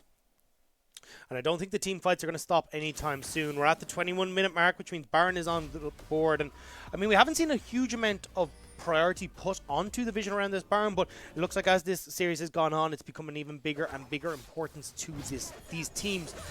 Especially when we're looking at some of the items that are being completed. Yeah, definitely. And for the side of Flying Snakes here, you have such an AoE comp that if you can bait the other team, even if you can bait Bard to the Bone to the Baron pit by starting it yourselves, or if they start it themselves, for Flying Snakes, that's a huge advantage. So we really want to see Flying Snakes start to play around the Purple Worm in this game. Well, we were hitting that point that you were talking about from the Hecarim. Triforce has now been completed, so definitely a menace when it comes into these team fights. And now we should start to see the other items being completed for the likes of Sierras and Arcanel, who will have to take up and stand to be those big carries in the later stages of the game. But Hecarim right now is fully functional and wants to see if they can get on towards any of the carries that are in the back line. Ginger, Sheepy and Lick are on the duty of wave clear right now. Crossing Cat off on the side here, and they don't have vision of him just yet because of that, or sorry, vision of them just yet because of that ward that has gone down. Dart Zero will get hooked, but this could actually be a fight that they don't want to take. Orianna could get that command protect on and get the shockwave down. They're now able to get in. There's the shockwave, but it's too late. The Hecarim has already fallen. The rest of the fight is erupting. Serendib is caught in the middle. Will be a boomerang blade that manages to take out the Sejuani, but Arcanel's got the run for the hill. Sierras gets a good amount of damage onto Ginger Sheepy, and now they can turn in for the aggression. Malphite's trying to come across from the bottom side of the map, but this fight is already going to be done. A couple shots from Arcanel might be enough, but it's not going to be. A boomerang blade picks up one more on the backside. Snorlax Shiny with a flash engage. The unstoppable force will take one. And there we go. What? 4 for 4. Barely standing is Ginger Sheepy as Snorlax Shiny wanders back into the jungle. And a fight that looked so good at the beginning for Bard to the Bone. When they caught out the Hecarim on the side, they have so many members who were able to jump over and jump onto that Hecarim as soon as it happened. We saw the Kaisult able to join over the wall and get onto the Hecarim. So Hecarim dies immediately. Then you have the Orianna slowly coming down. And the problem was that there was no Malphite there to join the fight as well. It was a 5v4 the whole way through that fight. So managing to take out 3 members. And then Arcanel at the backline though on this Sivir, still able to do so much damage. Now 5 1-on-1, picked up a lot of the kills in that fight for his team, so going to be outputting huge amounts of damage out as these fights continue, and then when the Malphite comes, manage to clean up one last kill for his team. If the Malphite had been there, imagine how different that fight looked. Well, we might get the opportunity to see how that fight will look, and crucially that Infinity Edge has been completed onto the Sivir alongside the Zeal, so these ricochet blades that are going to be bouncing around in these fights suddenly become a lot more potent. Dart Zero off in this top side, trying to see if they can catch out Lick, who was spotted on a ward. We'll have Serendib here as well, and suddenly this Swain is in a lot of trouble. Will pop the Dark Ascension to get out of there. Going to have the ultimate come in from the Shen as well, so 2 big ultimates for these team fights are now down for Bard to the Bone. Yeah, and once again, it's just Bard to the Bone looking so reactive. It's the proactive plays coming out of the Flying Snakes, and the Shen ult once again going on cooldown and not getting anything out of it is a really big deal for Bard to the Bone. Oh, Darts Arrow really wanted that turret, managed to tank that one up, and will now start to group and join with Malphite on this bottom side of the map. One more tier 2 standing, and Bart to the Bone will be left with just their base turrets to defend. Binding will land, Shockwave, it will manage to keep crossing Cat there, but TC Ali's gone over the wall. Unstoppable Force is too late, Oriana's already gone down. Darts Arrow taken very low as Lick is managing to turn this fight around. There's the engage. Ginger Sheepy with the killer instinct knows exactly what they can do. Vision of the Empire will keep Snorlax Shiny in range as well. Never move will not connect, but it doesn't matter. Sheepy is here, and they are not looking sheepish at ever in this fight as they manage to pick up another one. Yeah, the big team fight ultimates for the side of Flying Snakes didn't really hit anyone. The Oriana ult only hit one member. The Malphite ult only hit the Shen. And with 2 items being completed onto the Kai'Sa, that slightly longer range AD carry, just slightly longer than the Sivir, was actually able to get into the fight. Most of that fight happened over the wall. Sivir wasn't able to get involved at all. So those 2 big items on the Sivir not doing anything. As we see now, the side of Bard to the Bone trying to start this Baron, going to be a little bit risky. Sivir's still alive, but no man on the Sivir. But they do have 5 members here. Arcanel trying to see if they can get in and do something. The Smite is available though. It would take a miracle steal from the Sivir to try and get this. Does send the Boomerang Blade over. They wait for it. They bait it out. And now they're able to get out of there as well. And I think into that fight as well, I mean, looking at where that Shockwave usage was, onto Cross on Cat, that's not the member that you really want to be hit if you're Sierras. Yeah, it was both the big team fight ults just landed onto the front line of Bard to the Bone. As you say, the Shockwave onto the Sejuani, and then it was the Malphite ult, the Unstoppable Force, just straight onto the Shen to try and save the Oriana, who, as you say, had already gone down. So not a great team fight there by Flying Snakes. They have all the team fight tools. You need to still use them in the right place. Just pressing the buttons isn't enough. You need to press them at the right time. So if they can do that, they're still in a good place. This game, they still have 1,000 gold lead. If they can get the team fight, they've been the ones dictating the pace now. This kind of swing back in gold a little bit will allow Bard to the Bone if they want to try and set up proper split pushes, but if Flying Snakes can get a team fight, they will still absolutely destroy the side of Bard to the Bone. But they do have one split pusher off on the side. TC Ali has gone back towards that top lane. One more turret, or sorry, actually, that's the first turret. Now that we've got to 26 minutes into the game, that Bard to the Bone have actually managed to crack. So a lot of standing gold here. So even though they have that Baron, not going to be a huge amount that they can actually take that might try and change this game back in their favour. You see though, trying to see if they can Fnatic push out of Flying Snakes, but thinking better of it, do have that ward to keep themselves safe. Yeah, and it was an interesting decision by Bard to the Bone to move to the top lane. I think your better decision is probably to move to the bot lane there, allow your Shen to continue to split push top lane against the Malphite, bring your 4 bot lane. I mean, there's still a bot lane outer tower standing as well that you could easily have picked up, so let the split pusher split push. Instead, the Shen has been forced to recall, and now he's the one moving to another part of the map. So a little bit delayed there, kind of wasting a little bit of time on your Baron buff, as now Bard to the Bone are actually being forced back by the team fighting threat of Flying Snakes. And if Flying Snakes only lose that mid lane turret off of a Baron, I mean, you got to be pretty happy with that. Now they've had a chance to regroup. They've had a chance to start to complete some of these items. My eyes are going to be on Sierras, who really wants to get that Rabadon's Death Cap completed, but hasn't really had the opportunity to do so quite yet. You'll see Serendip making sure that they're Sivir's nice back in base.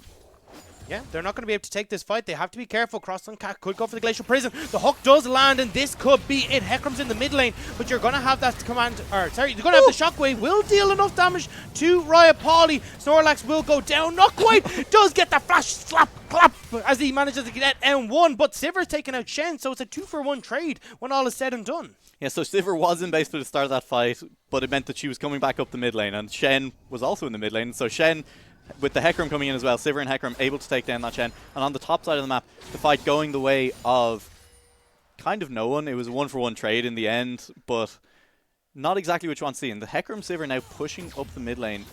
This is still a pretty scary duo if you're the side of Bard to the Bone. You have to be careful about fighting these two right now. Well, certainly do, and they do not want to do so. I mean, we saw how strong Lick can be when they go for that Dark Ascension, trying to get in towards the backline, so they will back away. But when all is said and done, don't forget, this is the Baron buff that is on Bard to the Bone. They've only managed to crack that mid inhib, and that mid turret, not even close to an inhib, and it means that this has kind of slowed down a little bit here. Lick is going to be clearing out that mid wave, but you want to be the ones that are taking the aggressive when you have that big Baron buff. Yeah, and I think it's understandable that they are kind of a little bit scared to set up this 1-3-1, you know, put your Swain in the side lane and put the Shen in another side lane, because you're so scared of the engaged potential that is coming out of the 5-man stack of Flying Snakes, that just having your 3 alone in the mid lane is always going to be a little bit risky. So despite that, it would have been nice to see the Shen kind of split a little bit further from the team, try and draw that Malphite further away. but that's not been what's happening. We do now see there's 3 items for both these AD carries, so Kai'Sa, as this game goes on, is also going to be a big damage threat, but that's Sivir. You know, I mean, we've heard it called Fountain Laser in the past. Once you hit that 5 items, once you hit kind of 6 items, if you can even get to the point of selling your boots, this Sivir will be outputting masses of damage across the team. And the Orianna's nothing to be sniffed at either, so you still... It's a knife's edge. You have to be so careful of what's coming out of the side of Flanks next. You can see that Ginger Sheepy is trying to be the big carry here. With that Runaan's Hurricane completed, we'll be trying to hit onto multiple members in these front lines, particularly Snorlax and onto Darth Zero as well. But, I mean, if you're that close to hit onto multiple members, you might be too close to the fire and could end up getting caught out. Speaking of, Snorlax Shiny will manage to sidestep the hook that's thrown out from Riot Poly, but this gives the opportunity for Flying Snakes to start to push in. They will crack this inhibitor in the mid lane before the rest of them can even look into backing. Sivir gets the turret, but now they have to be careful. They are being flanked. Swain is not here. This is a 4v5. A great spell shield from Arcanel will keep them safe. No Glacial Prison, no problem. Serendip, though, just needs to get a shockwave onto 4 members will keep them at bay, but with Lick off on the side, they don't want to follow up. Yeah, and I don't know why there was 4 members of Bard to the Bone down there trying to catch the Malphite out. The Malphite isn't the problem. It's the 4 members who are pushing down the mid lane, taking that inhib. But we see a re-engage onto Darth Zero in the mid lane. Onslaught of Shadows is used defensively, though, by Darth Zero to get out of there. So Snorlax Shiny is who we're going to be looking at as the main engage tool, but may not be given that opportunity. Lick trying to keep them in check. Will have the cavalry arrive over the wall, but this is not where they want to be. Ginger Sheepy does land the Void Seeker. Can look to go in with the Killer Instinct. There's so many low health bars there, but unfortunately they're not quite able to close the distance. Yeah, and it's all flying snake when it comes to our active plays right now. They're dragging Bard to the Bone around the map. The Malphite forcing 4 members to come down and deal with that. And then you get the inhib in the mid lane as flying snakes. So really good for flying snakes. With that inhib now down, with an Infernal Drake spawning, you can try and force the team of Bard to the Bone to come to them. Watch the ultimates, though. No on the hunt right now for Arcanel. No Shockwave, and most certainly no onslaught of Shadows as well. Whereas you're only really missing that Glacial Prison in the box. A lot more opportunities here, particularly if they get onto Snorlax Shiny. Do you have to be careful if you're going to group up like that, though? Luckily enough, they are between the wall and the rest of Flying Snakes. The Dragon will be started up. Crossing Cat's not in a position if they can try and burst this down. Will try to go in, but it will still be taken. Snorlax Shiny is very low and can't really be the big engage tool, though. Only one person can take the lantern, but nobody gets the opportunity. Darth Zero's on a rampage in the middle of everyone. Helicopter is going wild. Will match connect onto 2 in the back line, though. It will be Snorlax Shiny who falls. Shen is somehow staying, the Swain is somehow staying alive in this one as the flight is so spread out. Ginger Sheepy gets caught by the command dissonance. Now will be Riot Poly falling, and it's only TC Ali who watches as the team falls around on the base. Maybe next as Arcanel is trying to see if they can connect on. There is a super minion here. May not be able to survive for very long between TC Ali and this turret hitting onto them, but a wave will be here just momentarily. Yeah, and a great fight coming out of the side of Flying Snakes. The Shockwave missed entirely in the middle of the fight, but the Sivir was there. Arcanel picking up the slack in that fight. The ricochets and the boomerang blade bouncing across the entire team, doing so much work, and they've decided they're not going to try for the end of the game. They are going to be backing off, take this Baron, play it safe, get the Baron down, and then come back, push down the mid lane. With your big team fight comp, you can just force the end. And unfortunately, there wasn't a wave there. You can see it was taken out by TC Ali a little bit too long before that slow march made its way towards the Nexus, so they will turn towards the Baron instead. Teleport will come in here from Snorlax Shiny, but I don't think it's even needed. I mean, the rest of Bard to the Bone don't want to take this fight. No, I don't think they do. Bard to the Bone, I mean, there was none of them up. None of them were close enough to be able to even try and contest that Baron. But it looked to me, so they're not even going to try and push after this either. So TP may be a little bit wasted there. Or he needs to be careful, or he does get out. Just about. Serendip doesn't realize that their back was stopped. They're going to get hooked. Oh no, there's nothing worse. The window shopping means that Serendib will have no Baron buff to their name. Absolutely heartbreaking there for Serendib. It's only the support, so there's not necessarily support lives matter. Support lives matter, you know, but there's not a huge amount that can be done with a Bard to the Bone. They will manage to take down this tower, but I mean, there's what, about 5 health left on that anyway. Malphite is pushing in the bot lane with this Baron buff, so you still do need to send members back to deal with this. They're trying to see if they can catch them as they're split up, though. The backing is coming in to try and stop the Malphite. Trying to see now if they can connect onto anyone else from Bard to the Bone, but they will be able to back away from that safely. And with the waves not really in a position for them right now, this is an easy gank for the side of Bard to the Bone. But Snorlax Shiny, despite having a bit of a rough early game, is pretty tanky at this stage. Doesn't have the flash available, but does still have that unstoppable force if needs be. Glacial Prison has been used. Everything has been used except for, actually, Killer Instinct's even gone, so Snorlax Shiny will be able to get out. Yeah, backing away, the 3-man stack of Flying Snakes in the top lane, just scary enough that you have members backing away from Bar to the Bone so that they can defend this. So managing to get away, Snorlax Shiny maybe a little bit lucky there that he escaped with their life.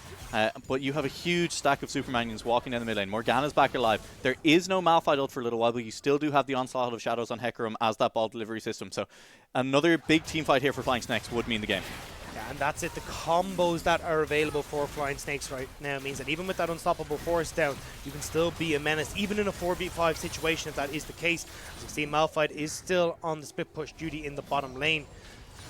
Gonna have Sierras trying to see if they can get in towards this 1-3-1. Paulie doesn't find the hook, but it does mean that Dart Zero, Serendib, and Arcanale can start to push in, put pressure onto the defending members in this top lane. Yeah, and the mid lane inhib is respawning here for Bar to the Bone. We'll see if they do make an effort to actually defend this one this time around. They're about to lose their top lane inhib tower as well, and the bottom lane as well. There's a Malphite split pushing down there, so pressure coming in every lane right now from the Flying Snakes. So we see an engage potentially going to happen here. That Thresh is pretty low. Yeah, the hook doesn't land, the binding does. Cross on Cat's taken very low, and this is where we're going to see the engage. Onslaught of Shadows onto 3 members as Thresh goes down instantly. It's going to be Malphite taking turrets, but the team fight is what we're looking at. Dart Zero is actually just playing keep away in the back line, and Lick has been completely separated from the team. The Dark Ascension will pop, will maybe get onto Serendib. 1 auto, yes, will be able to take it down, but it's going to be inhib in the mid lane, the inhib in the bottom lane. Alex, they're all the inhibs are gone, and now they got minions pouring into the base as well. The Nexus turrets are next on the list. They will not be long for the road. They will not get the opportunity to defend them, as game 3 will go over to Flying Snakes. Yeah, so Flying Snakes taking every single turret and every single structure on the map before they ended that game. Really good. This big team fighting comp coming out from them. We talked a little bit about it before game, about how we kind of wanted to see maybe if your top lane bullies were banned away, push towards this big team fighting comp, and it looks like Bar to the Bone just didn't have an answer for it. And it was incredibly strong jungling as well in that early game. Massive performance coming out from the Hecarim, and I love to see it. I love to see when you can get that aggressive pick and it does work out in your favour. Yeah, and it was the other thing that we talked about seeing was potentially a jungler that can bring more of this early aggression. We'd only seen the Sejuani and Nunu before this game, and neither of those are the most aggressive early junglers. The Sejuani is a little bit more agency when it comes to actually ganking the lanes, but that Hecarim able to put in work and come the late game. I mean, the Hecarim, the Onslaught of Shadows in that last fight, I think basically wiped out 3 people all by itself. Yeah, and I mean, even the Sivir as well. You're kind of the unsung hero when it comes to Sivir, because it's very hard to kind of see the damage that you're capable of putting out, because there's so many of those bouncing blades in the middle of everything, and it worked out wonders for them this time around. But we will have to see what the story is. We've had many of the players in this game step up, and now as we go into game 4, it looks like someone on the side of Flying Snakes will have to take another, and Bar to the Bone will have to take a stand, because Flying Snakes are on match point. We'll be back very shortly with game 4, where we'll find out if we will get our victor or whether we'll be going on to game 5.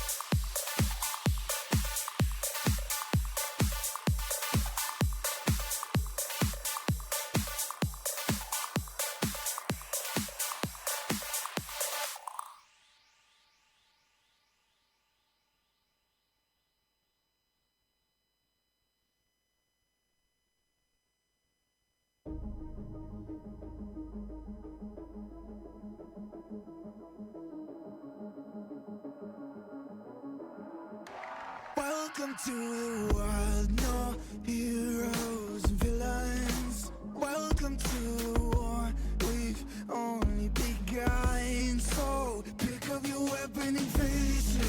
There's blood on the ground, go and take it.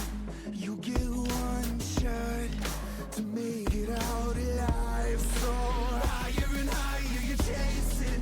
It's deep in your bones, go and take it. This is your moment. Now is your time, so prove yourself and rise, rise. Make them remember you. Push through heaven. Rise, rise. They will remember you. Welcome to the climb up, reach for the summit. Visions brave, the one falls, stably the end. So higher and higher you chase it. It's deep in your blood, go and take it.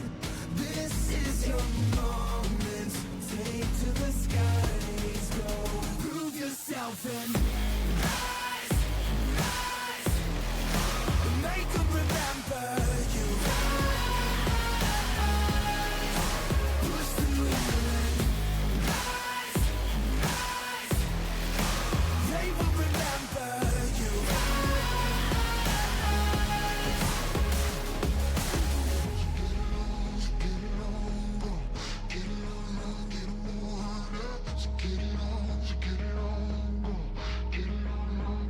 It is you fight among the dead beneath the dirt. Or do you know yet? Or do you want it? And when the giants call to ask you what you're worth, do you know?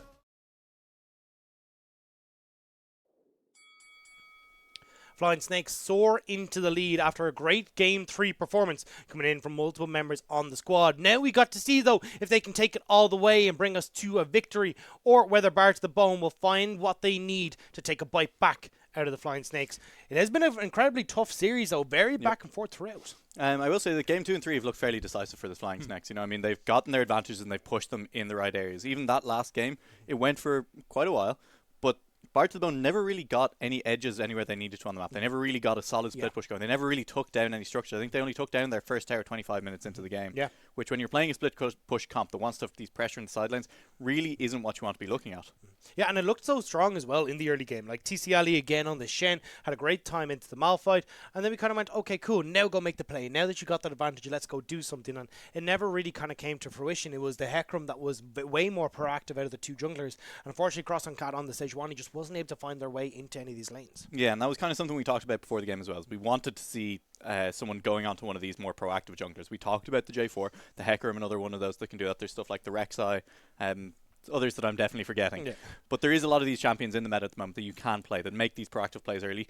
Cross on Cat going back to the Sejuani and not really having the same impact that we saw the Hecarim have, not just in the first kind of 5-10 minutes of the game, but come the mid game, that Hecarim was putting in absolute work in the team fights. And it felt really like it was the carry that kind of played them over until we got to that late game where the Orianna had that Rabadon's Death Cut completed. We saw the Sivir hitting up towards those 3 items as well. It was just enough damage to come out to feed them over until there was the 2 big carries that stepped up. Yeah, definitely. And I think talking about carries, it was that Sivir come the late game to me. There was a couple of missed Orianna ults, but I mean, you know, flashed out or whatever. Yeah. And then the Sivir was always there in the back to pick up the slack. Even in the last fight, Arcanel kiting back so well when the Swain and the Shen were trying to come for them in the backline, managing to still output that damage. So maybe banning away that Sivir. I think it was banned in at least one of the earlier games. Yeah. So it's possible that we're going to see that banned away again. Put Arcanel back, you know, finally got him off the Ezreal. And then as Bar to the Bone, you're saying, oh God, we didn't want to get you off the Ezreal. Please go back. So we'll see if that's the decision now come game 4.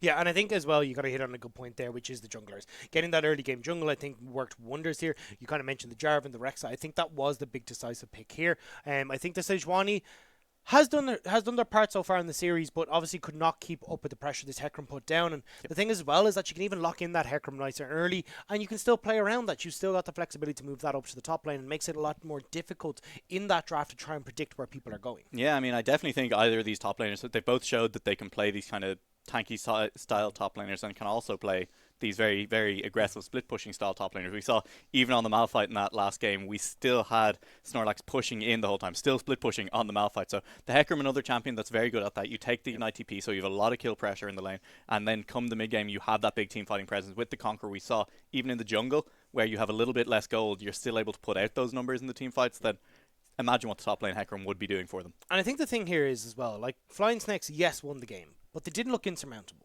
They still looked like they still had issues where there was some with the engages where slightly disjointed, weren't quite getting the combos that we wanted. Some of the Orianna shockwaves weren't really landing. They weren't using like the big combo that we're talking about, the onslaught of shadows into the middle of them to get that shockwave. And there was these things that we were waiting to happen, but they never really seemed to come through. Yeah, we spent in game 1 as well, when we saw the Orianna as well, we spent a lot of time talking about ball carriers. In this game, you had the Hecarim and you had the Malphite, both really, really good ball carriers getting into the middle of the enemy team, but we never really saw that combo come off, as you say. We never saw the ball just going onto the Malphite. Malphite hits 4 people, and then you Orianna ult afterwards, and you kill everyone. And that's the thing, like Bard to the Bone had the split push combo. We're actually doing very well in the team fights as a result. Yeah. So I nearly look towards this game 4 and go, okay, if Bard to the Bone go back and just go, no, look, we can just win in team fights. We are stronger in our team fights. If we give ourselves a composition that could run with that, I think it could really work for them. And I think that's what we might see them go towards in this pick and ban. Yeah, definitely. So it will be Flying Snakes on the blue side this game. Yeah. So they're going to have the first big choice, and I think their first pick is going to tell us a lot about how they want to play this game for. You know, I mean, do they try and pick another one of these split push top laners, or are they going to try and come back towards this team fighting comp again? And as you say, Bard to the Bone, if you put TC Ali on one of these champions that can team fight well, I think, as you say, they were doing really well in those team fights with a comp that wasn't necessarily designed to do so. So if they can pick up the champions that allow them to actually play that style, they could do really, really well against Flying Snakes and take Flying Snakes' own game plan and use it against them. Yeah, and I think that's a big issue as well. And even we could kind of see that they couldn't quite get to grips with when we were kind of talking about, you know, the 2 items that were coming through. The Swain would have the Rod of Ages work up towards the Zon. Actually, I think we saw them go towards the Ludens as well, which I was kind of surprised at, because I was kind of expecting, okay, cool, they get the Zonyas, and now you don't have to use that Shen ultimate to keep the Swain alive. They're going to be fine. They're going to be able to heal up, but instead it was kind of, okay, now Shen has to be in to keep the Swain alive, and suddenly it looked a little bit more messy. But I think, like, I mean, just a small few bit of changes, and I definitely feel like Bard to the Bone can come back into this. Yeah, and I think the one really big thing I want to see out of Bard to the Bone in this game 4 is proactiveness. We've talked about a lot this series, is being the team that's dictating the pace of the game. In game 1, Bard to the Bone managed to do it off the back of TC Ali on the Garen in that top lane. But that was almost just because the Garen was so far ahead that you're basically forcing the other team to respond to you. Yeah. And it's not really anything that you're doing. It's just kind of a passive buff that you get when you're that far ahead on a big split pusher.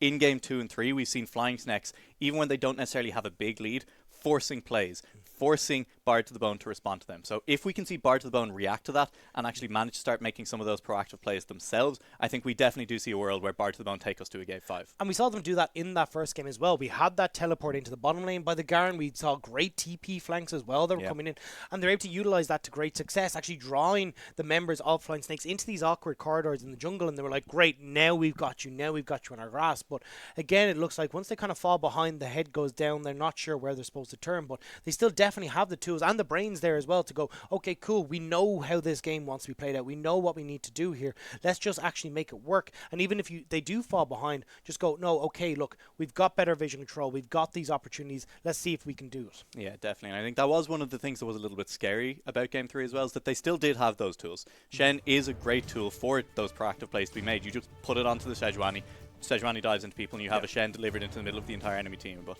weren't quite able to find it, so we'll have to see what tools they pick up to try and make those proactive plays in this game 4, and if those proactive tools are actually used proactively this time around. Well, we do have the draft phase up and running, so we might get to see a little bit of a shift around coming in here.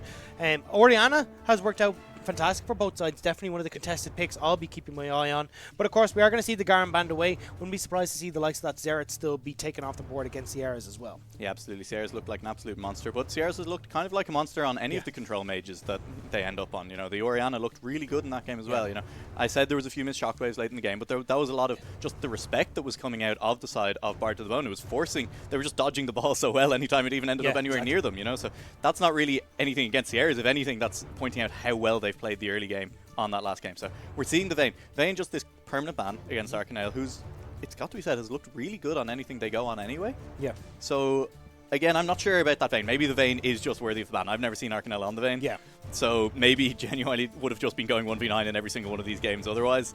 But I think you could potentially be looking at swapping that out if we go to a game 5 for a different ban. Well, we'll have to see if they're given that opportunity. So far, it's a little bit of a slower paced one, but we are seeing very similar bans that are coming in. Garen, Urgot. You'd assume Yorick is going to be banned on one of these sides. The big question here is if Flying Snakes want to ban that for themselves, or if they want to see if they can get their hands on it. Yeah, I think if you are Flying Snakes, you're probably more looking to get your hands on the Illaoi. That was what Snorlax Shiny looks most comfortable on. We haven't seen the Yorick yet, so banning away the Nocturne. So Okay. if the Yorick isn't banned here, if the Illaoi is banned instead, I think Yeah. we'll possibly see a first pick of either one of those champions for Snorlax Shiny here, depending Okay. on which one is banned. So But there's the Illaoi. So I would agree with you here. I think the Yorick would be a great pickup. I mean, it works into that split push. But it's also quite useful in those team fights. But Snorlax Shiny will get their hands on the Yorick, and this does become an issue. Yeah. What do you try to see go into this? What we've seen from some teams is going for those range carries, the likes of the Kennen and stuff, and see if you could maneuver around any of that lockup that can come through from the Yorick. yeah, definitely. But the problem is that if you ever do get the Kennen into that cage, it's really hard for the Kennen to get out. You know, he's usually pressed the E already at that point. It means he needs to turn his E off, auto attack his way out of the cage, and then he has no disengage. So there isn't really a lot of great counter picks into Yorick in the top lane at the moment. That's why he is so strong, is that it's hard to find any kind of answer to it. With Jace being nerfed on this last patch as well, that's one more pick that was okay into the Yorick that's been taken off the board. So we do see now the Orianna has been picked for Lick away from Ciara's. Lick did really well in that Yes. game 1 as well on that. So Yeah. excited to see that again. Was incredibly impressed with Lick, and we're already saying the positioning on that ball is crucial to the Orianna gameplay, and didn't even need the help of the team, was positioning that absolutely impeccably in those team fights. Now we're going to see Ginger Sheepy, seeing if they can have the impact that Arcanel had on that Sivir. Yeah, and I think I've seen this red side draft before, so No, but we'll yeah. see. Bard of the Bone starting to just pick away the comp that Flying Snakes used so well against them last game. Flying Snakes putting a stop to that. They're going to pick the Hecarim up for themselves here, it looks like. I really like that. I thought Dartira looked really good on that last game. I want to see Jarvan though. Yes. Look at the composition that is here from Bard to the Bone. You've got that Orianna with the Shockwave. You've got the Sivir that can get you in. Like the benefit of the Jarvan is that you've got such a long engage, and if you're able to speed that up and on the hunt and get everyone here very quickly, it works wonders for them. We'll have to see if they decide to lock it in. It's going to be the black shield that will be available for Serendib in the bottom lane with the Morgana locked in. So the one risk that you do run if you lock in the Jarvan this early is that you risk Flying Snakes locking in something like the Ezreal for Arcanel as well. Yeah. There's a lot of champions that do very well at dodging it. Even the Tristana is quite good at getting out of the Jarvan thing. So if you pick Jarvan too early and you haven't managed to get rid of some of these 80 carries with mobility, and if the mid laner ends up with a bit of mobility as well, the Jarvan can end up looking a little bit ineffective in the game. So we'll have to see now what the second round bans are. They're banning away the immobile 80 carries rather than mobile ones. So to me that says they're not going to be going towards this Jarvan in the second round of this pick ban. Well, also just the range discrepancy there. I mean, Jinx is a bit of a nuisance when you're up against the Sivir, but with no jungler locked in, they are going to ban away the Nunu. You'd imagine Sejuani is going to be very quick to follow as well, so we will have to see something different from Cross on Cat. Yeah, and I think that CR is calling for the Nunu ban there, remembering how many times Cross on Cat came to the mid lane. And so I CR always is- love my mid lanes 2v1. Yeah, exactly. It allows for better skill expression in Yes, the mid lane. You know, yes. if you're 1v2 permanently, then you just get to look better by comparison. So you're right. We do see the Sejuani ban come away as well, and the Sivir or the Ezreal banned away from Arcanel. So we're also going to see something new out of Arcanel this game. So we'll see. They are actually going to go towards the Jarvan. I think Tristana or something is probably the pickup here for Arcanel. You know, just that champion who can get out of pretty much any situation pretty handily, and also is that late scaling AD carry. So here's Tristana coming through from Arcanel now, looking for a mid laner on the side of Ciara's. They could go with something like the Corki. I think It's the quite Corki well would to be Orianna, nice, yeah, and then as well as you were saying, you got that escape button, the Valkyrie there to try and get out. Gonna go for the Ziggs instead. So Okay. picking the Ziggs here is kind of a case of into the Jarvan. It's I'm not locked in here with you. You're locked in here with me. Yeah. Jarvan jumps on top of me. You throw the ult on top of yourself. You throw a few bombs down. You satchel charge away as well. And all of a sudden the Jarvan just disappears, and you're kind of left there wondering, it's like, why did I ever think it was a good idea to go in the first place? Yeah, and the Cataclysm nearly given a target there as well. It's like aim here with the with the Inferno bomb as well. And we've got a Nasus locked in for TC Ali. Okay. So we're back to game 1, game 2. We're all in on the split push on the top side of the map. You know, but the top laners, they've tried different. They've tried the tanks. They've tried team fighters. Nah, not about that lifestyle. We're straight back to the split push top lane. So Yorick versus Nasus. Nasus actually gets a lot of sustain from his passive. Yeah. So once he gets to kind of that level, like 8, 9 point, he can actually start doing quite well against this Yorick if he's been stacking well early in the game. So again, We've talked about it a lot in these games and it hasn't really happened. I really want to see the junglers try and affect this top lane matchup, because either of these top laners getting ahead is going to mean big problems for the other team. Well, one of the things you can do for TC Ali, and something we've seen in this tournament before, is about going for that Emax. So you end up going just to try and clear the waves out a little bit easier against yourself and look to stack in the later stages. Obviously, TC Ali eventually will outscale this Yorick, and that's going to be a big issue now as they try to push forward. And I always love seeing when he's like Nasus, he kind of struggles to get in. Yeah, you got the Wither or whatever it is. But with the amount of CC and the combo that is on the team, that Nasus now, not only the split push pressure, but a team fighter as well. Exactly. I mean, if you can somehow find a way to get Nasus into that Jarvan Cataclysm as well, then, I mean, Nasus is just standing there killing anyone who's in there with him. So we'll see how this goes for the side of Bard to the Bone. Yeah, production always laugh as well. They want to give us a soundboard. I feel like if that ever happens where the Nasus is locked in with someone, we need that Riot Rumble ding ding ding to get stuff started. Yeah, I mean, it works for so many champions. I mean, if you get Camille, you get the Jarvan, that one, you get thank Nasus. You, production. Yeah, that's perfect. Oh, it's so nice of them to start the game at that exact time. Yeah. It's almost like it's what we're here to watch, Rob. It's crazy. Makes no sense to me. Once again, we're seeing these fairly safe setups from both teams. There's not really been anything super exciting happening in these early games. Just classic line of scrimmage, set out, make sure there's no deep wards, protect your jungler on his first camp. And I feel like when you're in game 4 as well, this is where you really start to take things serious. You're not going to mess around when it comes to picks. You're 1 point away for Flying Snakes in taking this. Bard to the Bone need this victory to keep their dreams of taking the Dragon Division finals in their name. It's not going to be an easy one. They do have a composition, though, that we were talking about. Go towards more team fighting. Go towards something that would give you the opportunity to take those victories. Yeah, and both of these comps are going to play out very, very similarly. You've got this kind of engaged jungler, you've got this long-range mage who's going to be putting out huge amounts of AoE damage in the team fight with a big ultimate. You've got these AD carriers who are looking to just scale to the late game, get their 3-4 item power spike, and then output damage across an entire team fight.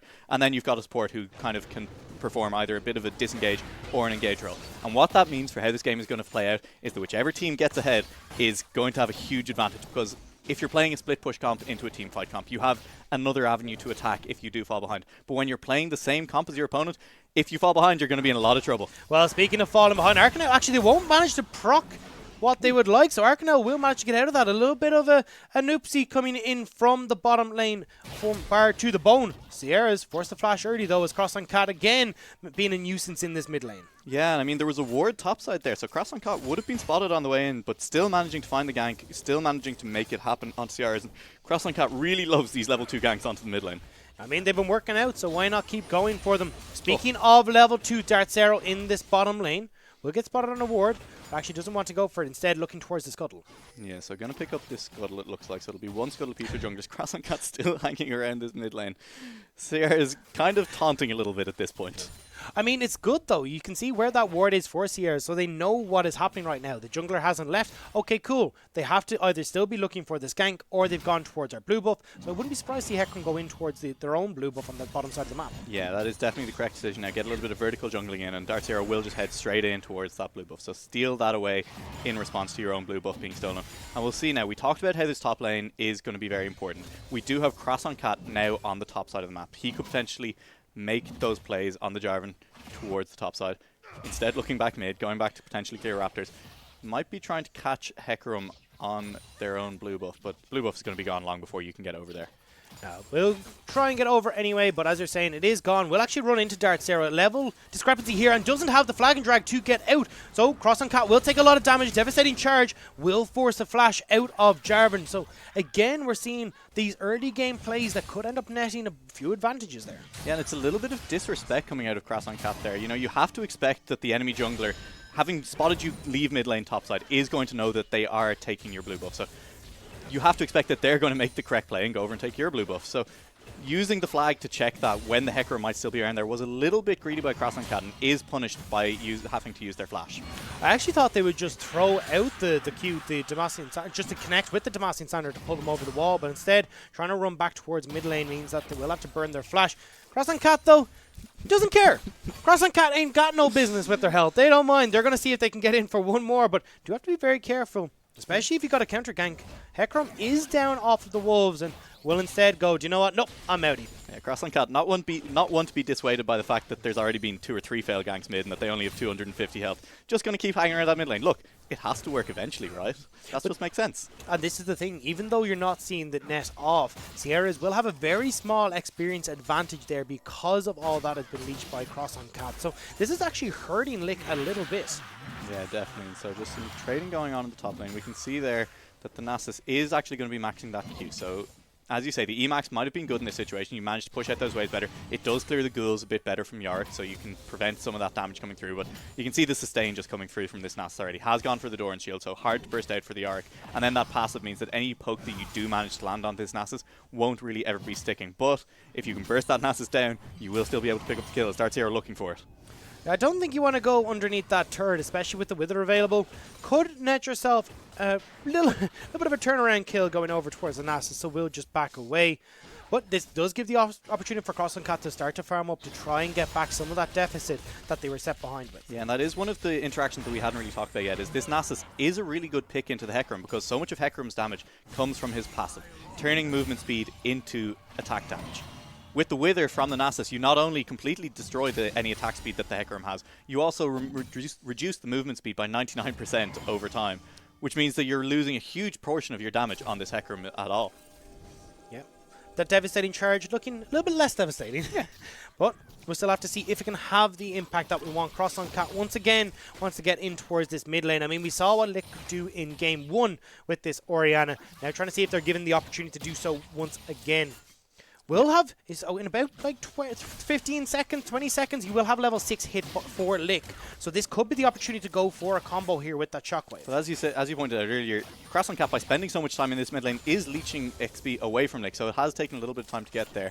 Does eventually hit the level 6, so Lick going for it now. Well-timed satchel charge could get Sierras out of here, so Cross on Cat recognizing that the satchel charge from the Ziggs can actually interrupt the flag and drag from the Jarvan. Darts Hero here as well is 2 levels down on those mid laners, so you've got to be a little bit careful as a jungler ganking that lane that you don't just get killed in the gank. Oh, now the jungler will be able to get in, so will be Sierras against Lick. And when it comes to that matchup, you can see Sierras is actually having a bit of an easier time farming. Despite all the attention Cross on Cat has put here, is actually up when it comes to the CS. And pretty much across the board, that's the only lane that we're really seeing any sort of a big change. I mean, yes, in the bottom lane, you got a few there, but it's just because Ginger Sheepy has a few more minions to farm. Yeah, it is. And so the amount of time the Cross on Cat has spent standing around the mid lane has actually managed to pick up pretty big CS advantage for Darts Hero here in the jungle. So going to be a little bit of a gold advantage there. That's probably where most of our 600 gold advantage is coming from, I would have to guess, at this point in the game. Top lane, the thing to keep an eye on is, even though there is even in CS, that's pretty good for the Nasus. That's going to benefit the Nasus. If he's managing to keep up and get those stacks down in the top lane, the more you can stack, the stronger your mid game is going to be, and the quicker you can become an absolute terror to the other team in the late game. Sierra's getting attention from the jungler once more, will actually flash away, not wanting to take that fight, but Cross on Cat still only sitting at that level 4. Hasn't been able to farm up. You can see the deficit that is starting to open up for both junglers. Not really going to be helping out. Now don't forget, of course, those camps do give 4 minions, so it's not many camps, but it's still a noticeable difference. Yeah, and meanwhile in the top lane, TC Ali actually deciding to just walk back to lane, so we have seen just out of nowhere almost 20 CS lead open up for Snorlax, who still has that TP, so can push this in. Looks like he might even get plate off this, so interesting decision not to TP back there by TC Ali. I think in this lane where you are just looking to 1v1 and scale to split push, the TP back was probably the right decision there, but does still have that TP to impact the game on the bot side of the map. But, you know, Nasus not necessarily the best at using those TPs early in the game. Yeah. Definitely does not want to be. I mean, I've played with a few Nasuses in my time, and I think you'd be surprised to see them leave that top lane anytime soon. Maybe at 40 minutes. Maybe. Maybe. More likely if we get to the 60-minute mark. Yes. Yeah. And then only because it's easier to walk over from the top lane inhib to the mid lane inhib. Well, no, that's because that's where the wave is. They have to go and take the farm from the AD carry. But Snorlax Shiny trying to put some pressure down, but doesn't actually have a huge amount of mana here. So not going to be able to put down the pressure that they'd really want, but you can see trying to push in, just really want to get that turret play, but that is by some miracle clinging on to that top lane turret. Yeah, really wants to get that before they back out of this top lane, but it is going to be a really, really good back coming out of Snorlax Shiny once they do, but the Nasus has kind of had a free ride of it to this level 7, and I mean, once you start hitting the higher levels, especially once you get to level 11 on that Nasus, you're so strong, especially with the ultimate, it's going to be so hard for anyone to just kill this Nasus with a gank. So the turret plate does fall, but Snorlax Shiny is not able to pick that one up, so they actually don't get the 160 gold, and will mean the Infernal Drake is started up. The Onslaught of Shadows will go in. Doesn't matter, they're not able to get the smite, and now it's going to be Cross on Cat who finally gets the kill that they were looking for all this time. Paulie taken relatively low, but will be able to back away through the safety of their jungle. So Cross on Cat didn't even get the smite off there, and Darth Zero smote a little bit early and managed to drop that dragon down to just 70 health. So big deal. Not only the Infernal Drake, but also the first blood gold going over to the side of Bard to the Bone. Big deal there. Again, we've talked about it in all these games, but there is a lot of people on the side of Bard to the Bone who can use that Infernal Drake. Nasus getting that just means he's going to be even more scary once he gets a few of those stacks, once he gets the Triforce coming through. So you have to be scared of that. And we see Snorlax Shiny has also decided to run back to lane. So TP's still here for both of the top laners. We'll see now if TC Ali does decide to use it to get back to lane this time. Is sitting in base, waiting probably for the goal to finish that Sheen as Cross on Cat back in the mid lane. But despite getting that kill, despite putting a lot in, they've only just hit that level 6, whereas Darth Zero has just hit that level 7, so an entire level advantage for this Hecarim. Unfortunately, they didn't have the advantage of getting their team into place for that Infernal Drake, but can be sure that, oh, never mind that, Sierra's, you're in a bad spot, will not get the Satchel Charge over the wall, and it will be Lick who manages to pick up that kill. Yeah, that looked a little bit funky. I'm not sure if that was the Orianna ult pulling the Ziggs back in, or if it was the wall of the J4 ult. I think it was the Orianna ult managed to pull back in. So a really nice ult there by Lick to actually do it, as we see fights in the bot lane. Arcanel is going to get caught up by the Glacial Fissure. Nowhere to go. Sheepy preemptively flashes forward, but flashes in towards their doom as Arcanel is able to turn that one around. I had no idea how that came through. I think it was the bomb. The Tristana bomb was on top of Sheepy. So Sheepy, trying to flash forward, died with the heal up. So little bit unfortunate there for Sheepy. You know, you got to press your buttons even if you have them. So kill going back over to the side of Flying Snakes in the bot lane means that there is advantages here. This is where we've seen a big point of power for Flying Snakes in all 3 of our games up until this point. Is Arcanel just popping off on this AD carry, getting those leads and sticking with them. So hopefully seeing this Tristana sail hard into the mid game again for the side of Flying Snakes. Yeah, and I mean, they're well on their way here. I mean, the kill, the BF sword, the pickaxe, very much getting up towards that Infinity Edge. We are seeing Ginger Sheepy go towards that Essence Reaver once again. So when we do hit that mid-game, Arcanel will be hitting a little bit harder. And that's kind of what you expect from the Tristana. Having that explosive charge there means that you're not so heavily reliant on just the auto attacks. But auto attacks are really how TC Ali will get a bit of pain put down from Snorlax Shiny, but if they turn that around relatively well. Yeah, so we were talking there. There is some advantages for Flying Snakes, but I think this top side of the map is already starting to swing pretty heavily in the Nasus' favour. Just broke 200 stacks on that Nasus, so going to be doing a huge amount of damage as more fighting in the middle. Oh no. We've seen it before, we'll see it again. Sierra's getting that Satchel Charge popped every time by the Shockwave, and great call from Lick as well. The timing of that has been impeccable. It's absolutely flawless. I can't believe that. Managing to do it twice in a row to catch that Satchel Charge out of the air and get onto the Ziggs. And see Ginger Sheepy now in trouble in the bot lane. Oh my god! That explosive charge is doing so much. The slow from the rocket jump as well means that the Sivir has nowhere to go. And same could be said for Snorlax Shiny as they're caught in the Cataclysm. TC Ali will be forced back into the waiting hands of Snorlax Shiny as they go forward. Rampage should finish off TC Ali. Maybe Cross and Cat as well. Takes one step too far forward and it's a double kill for the Hecarim. Yeah, and with the Maiden here as well, this should be first tower going over to the side of Flying Snakes. There is still the TP on TC Ali, but this tower is going to go down before they even respawn. So a really good gank. Jungler's finally coming towards the top side of the map. And unfortunately for Bad to the Bone, it does go over the way of Flying Snakes. So really, really nice counter gank by the Hecarim there. So advantages now in the top side of the map. Advantages in the bottom side. Not quite able to get that turret as Braum. It's a little bit of annoyance when you try to get on towards that tower. Can throw up the Unbreakable just to stop you from getting the shots that you would like. But Arcanel and Serendib are looking amazing in this bottom lane. A couple more shots will net them that. And now they're looking towards the finisher as well. You can see there's the Unbreakable to force them back off of this. Ginger Sheepy has arrived to clear out this wave, but the damage has already been done. Yeah, and so despite the fact that Flying Snakes are doing well in this game, and despite the fact that the comps are really similar, they have the 4,000 gold lead, but they are on a little bit of a timer. The fact that this Nasus got away with so much in the early game, he is now down 1,300 gold. But despite that, there's a lot of stacks coming through. And if this Nasus gets to continue to scale, if you don't manage to end the game before kind of the 30-40 minute mark on Flying Snakes, Nasus is going to be unstoppable in the side lane. So you do need to be very aware of that if you are Flying Snakes. You need to push these advantages while you can. Well, the Dragon Roulette is helping them out right now. With that Infernal Drake spawning, can look to take some of those team fights while they're strong. Infinity Edge has been completed onto this Tristana. Very close to completing the Luden's Echo on towards the Ziggs as well. Would have liked to get that item completed onto the Ziggs before this Dragon starts, but unfortunately will not be the case. Yeah, definitely not. And so we are also seeing interesting item choice out across on Cat here, going for the Cinderhook Jarvan. Generally something you see when you have a lot of damage on the team. Triforce now completed on the Hecarim as well. There's 2 Triforces on the side of Flying Snakes. Means that they're definitely at a big power spike. With the IE on the Trist as well, this fight could be big. No items completed whatsoever on Bard to the Bone. This is just a slight timing that you were talking about, thanks to the advantages that they have picked up. Satchel Charge will only knock Sivir away. Cross on Cat goes in, gets the steal! He manages to pick up a second Infernal Drake for the team. Onslaught of Shadow goes in onto Lick, though, will be caught out, will be the sacrificial lamb, but 2 Infernal Drakes now for Bard to the Bone. And you were talking about that late game scaling, going for one more. Devastating Charge will not be enough. The Winter's Bite will slow, it will kill, but it will also be answered back. Riot Polly will end up going down. It's a 2-for-1 overall, but TC Ali in the top lane is trying to see if they can answer for that tower. And here's Nasus. That split push just getting started in earnest. Zig Satchel Bomb does just take out the tower in the bot lane. Don't even need a minion wave for that. But TC Ali is going to be a threat on the top side, and a kill going over onto Sivir means you're accelerating those item spikes. And we've seen Sivir stall out games almost indefinitely before. We'll see now how this fight goes in top lane. Crass on Cat is around if they decide to fight this. Trying to get that Rift Herald for the team. Will maybe not be able to get it. Snorlax Shiny might be able to sniff this one out. TC Ali will clear out this ward, trying to see if they can help the jungler, but will be spotted now.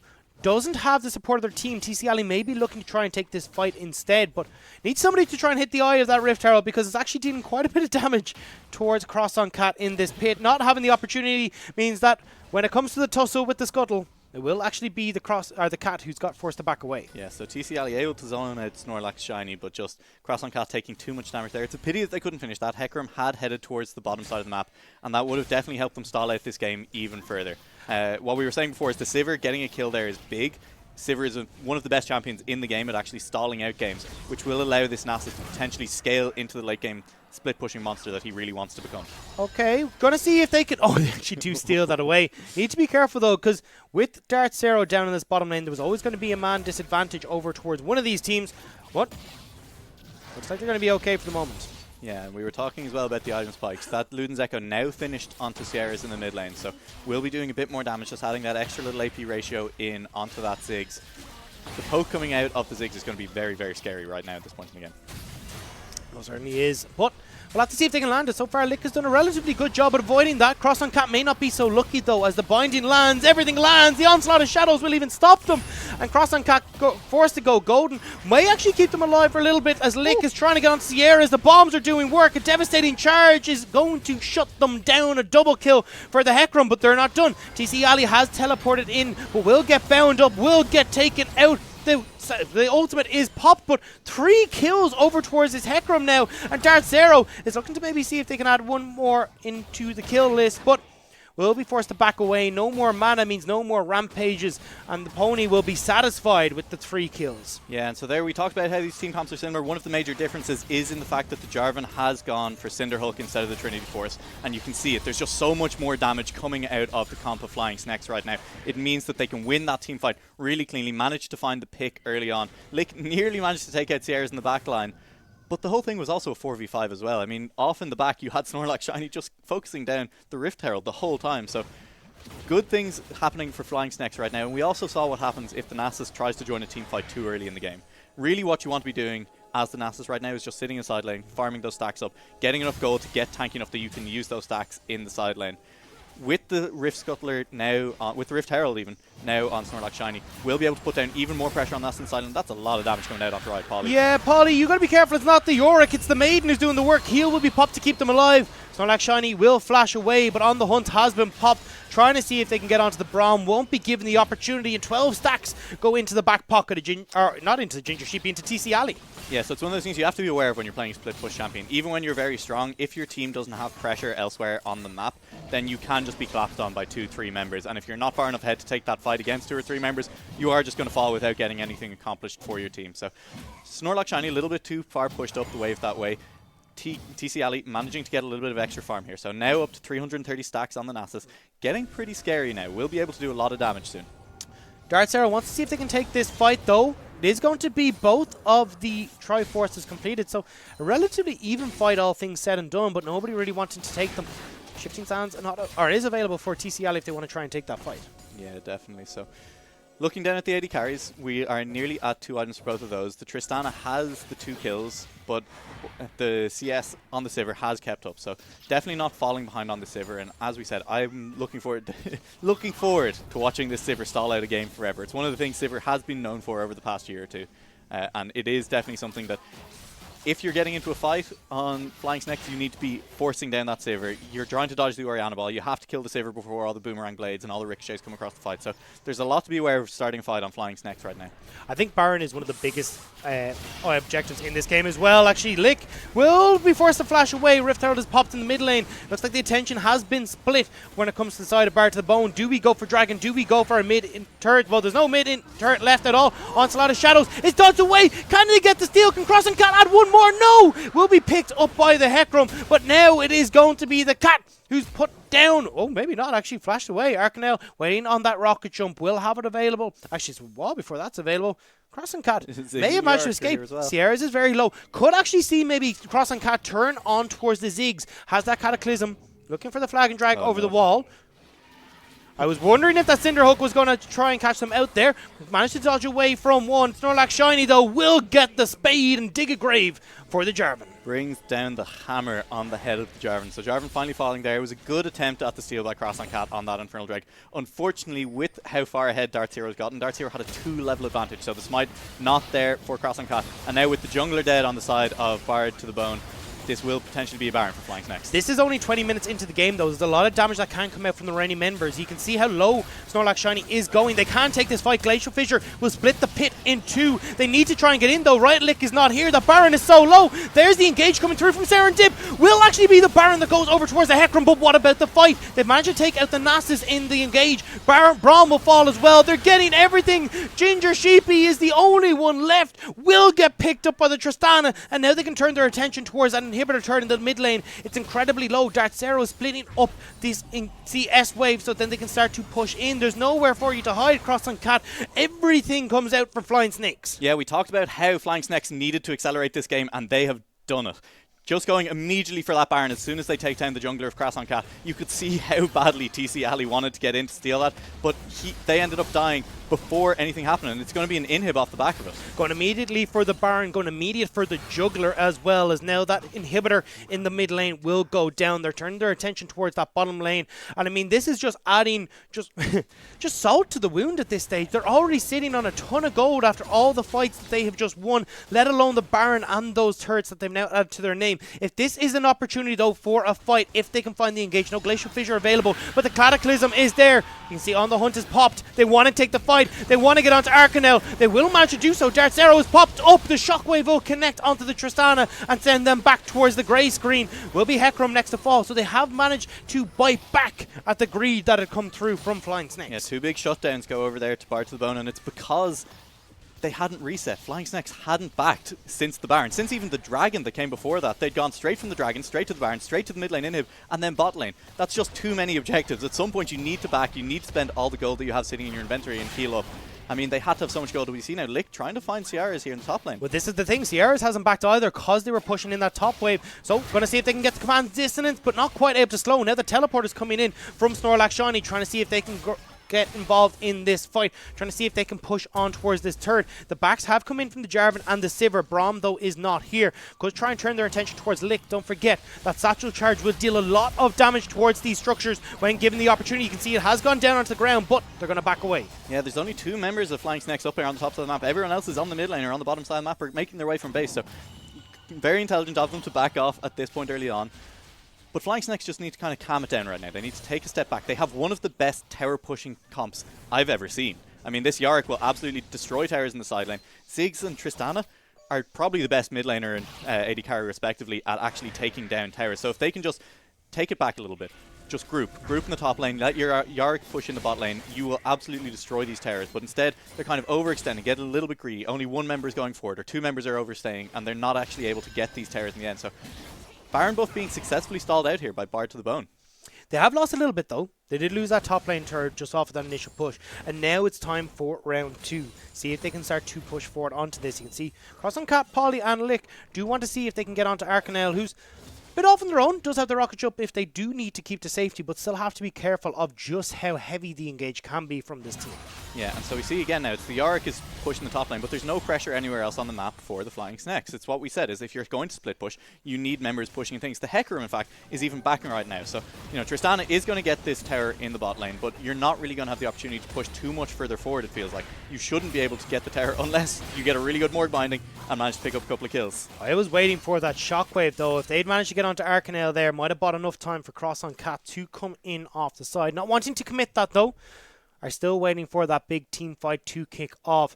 Looking at the Nasus as well, Triforce completed Frozen Heart as well has been added to the inventory. Now trying to see if they can go toe to toe against the Triforce and Sterix on the Yorick on the opposite side. It's going to be a tall order.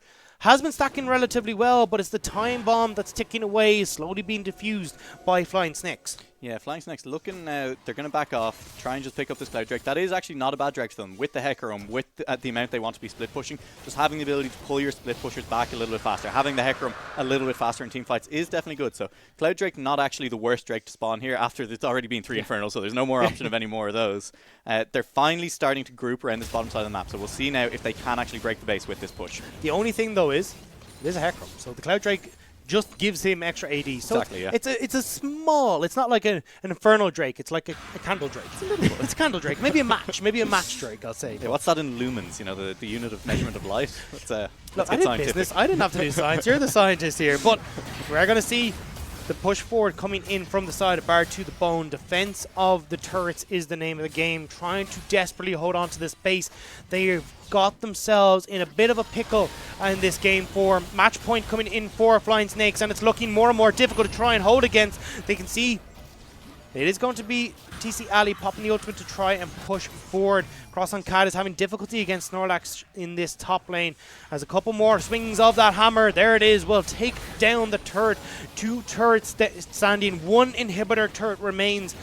But that is not going to be the case for long. Riot Polly's being poked out. Arcanel's taking shots. There's the binding. There's the bomb. There's the dead Braum. As now the engage comes through. Cross on Cat. Just throw around the Cataclysm. Has netted them 1. Will net them the Hecarim as well. But now they've got to try and push forward. Minefield pops and Sivir drops. And now it's going to be the inhibitor on the top side of the map as well, who's now under siege in these Nexus turrets. 1 Nexus turret is nearly gone. As 3 members from the side of Bard to the Bone are trying desperately to hold on to this. The inhibitors have respawned in the middle lane, but the bot lane is now exposed. Top lane is down, and with that, the base has been successfully cracked by Flying Snakes. Yeah, and the lane assignment was just a little bit off there for Bard to the Bone. The Jarvan is never going to be able to hold that Yorick in a 1v1 in the top lane. We could see bottom side of the map, the Sivir wave clear was beginning to work. You know, the Sivir was managing to clear out all of those waves without the Baron buff now on. But the Baron is now respawned. If you can pick that up again for Flying Snakes, you can just push back in. It negates a lot of the Sivir wave clear. And of course, that Ziggs pokes coming out under the tower with the threat of the Morgana binding just allowed them to push in. They've cracked the base wide open. There's no inhibitor towers now left for Bard to the Bone. 1 more Baron with the split push could be the game for the side of Flying Snakes. And look at the items that have just been picked up as well. Tristana has completed that double Zeal item, 100% crit for the Tristana right now. You've got that Rabbit on Death Cap completed for the Ziggs as well. These are going to be so difficult to deal with in the ensuing team fight. Snorlax nearly getting caught out. Lick, I mean, look at that damage. 1 bomb, 1 life, 1 dead. Orianna, not quite. As Lick, oh, there it is. It's going to be the Luden's Echo kill. Goes over, and it will be Lick, unfortunately, licking their wounds back in base. But now they can turn on to the Baron. No Orianna, no Shockwave. The big turnaround ultimate is not going to be available for Bard to the Bone. Now trying to see if they can get in towards this. You are looking Cross on Cat, the Miracle Steel. Can they hold the hopes of Bard to the Bone alive? Redemption will keep the members nice and topped up and healthy in the base. This is it. The entire series could rely on this one steal from Cross on Cat. They have to try and get in. No vision in the pit for them right now. This is all guesswork. Trying to see if they can get the Nabasi stand up. But there it is! A great call. The buster shot will throw every hope that they had of a steal out of this. As now Bart to the Bone are in a lot of trouble. Paulie is running for the hills, but there's a horse that's chasing them down. Will eventually give up the chase. Says, look, we've got our territory. We've got our sights on the inhibitor as they start to push forward. That buster shot was absolutely game breaking. We've seen it before, you know, the Lee Sin or something jumps over the wall, kick it away, and then Ward hops back in. The buster shot is the slightly more low-tech version of that. You only need one button press to do it, but it does mean that there was no chance of the steal for Cross on Cat. This Baron buff, we talked about how this is probably going to be the game for Flying Snakes. They just have so much pressure now, pushing in with the Ziggs, with the Tristana, with the Yorick. We'll see if they can end here. Third inhibitor will go down, as with the Cataclysm nearly gets on towards the Tristana. Arcanel will be forced to back away. This could be the fight. The Onslaught of Shadows goes in. Paulie will drop, though, as now they're trying to turn onto Hecarim, but there's the black shield there to keep them alive. Snorlax Shiny goes, screw the team fight, I want these towers, and they are pushing forward. Flying Snakes have got the Nexus in their sight, but they're so low. They have multiple members of Bart the Bone trying to get out of the base. TC Ali will make it back to safety, but the Nexus will not, as Flying Snakes will take the Dragon Division. Yeah, we saw at the end there, Bart of the Bone recognised that they had to just go for the fight or they were going to be pinned in their base, surrounded by Baroned up super minions. And so they went for the fight. Unfortunately, at that point, Flying Snakes were just that little bit too far ahead. The Tristana was putting out so much damage. The Hecarim diving into the backline, tanking up 3 members with that Sterix Gauge shield. And surviving as well. Absolute insanity from the Hecarim there. And just too much damage. GG, really well played series by Flying Snakes. They played it fantastically. And we saw the adaptation come in from that game 1. It looked like, okay, cool, we cannot deal with TC Ali. And TC Ali had a fantastic performance, but unfortunately just couldn't quite have the same performance when they didn't get their hands on that Garen. And look at what it netted to. Yeah, I mean, it was absolutely insane the way the series ended up playing out. You know, I mean, it looked for sure in game 1 like Bart of the Bone were going to have a big advantage in the series. You know, TC Ali was terrifying in that game. He was pushing away. He was drawing 2-3 members to the top lane every time by himself. But they made the adaptation. They banned away the Garen. They found more favourable lane matchups for Snorlax in the top lane. And it ended up getting them the series win in the end. Yeah, and what a way to do it. That is going to be your Dragon Division champions, Flying Snakes. I mean, it's more of a fitting name than anything else for the champions of the Dragon Division. But with that, it is going to be the end of the Riot Rumble. It has been our pleasure to bring you this over the last couple of weeks, and we hopefully will see you again one more time when the Riot Rumble comes up. But one last time, we'll sign out. My name has been Rob, Ghost Who Dreams Price. This has been Alex Newlake Delamere, and we will see you again.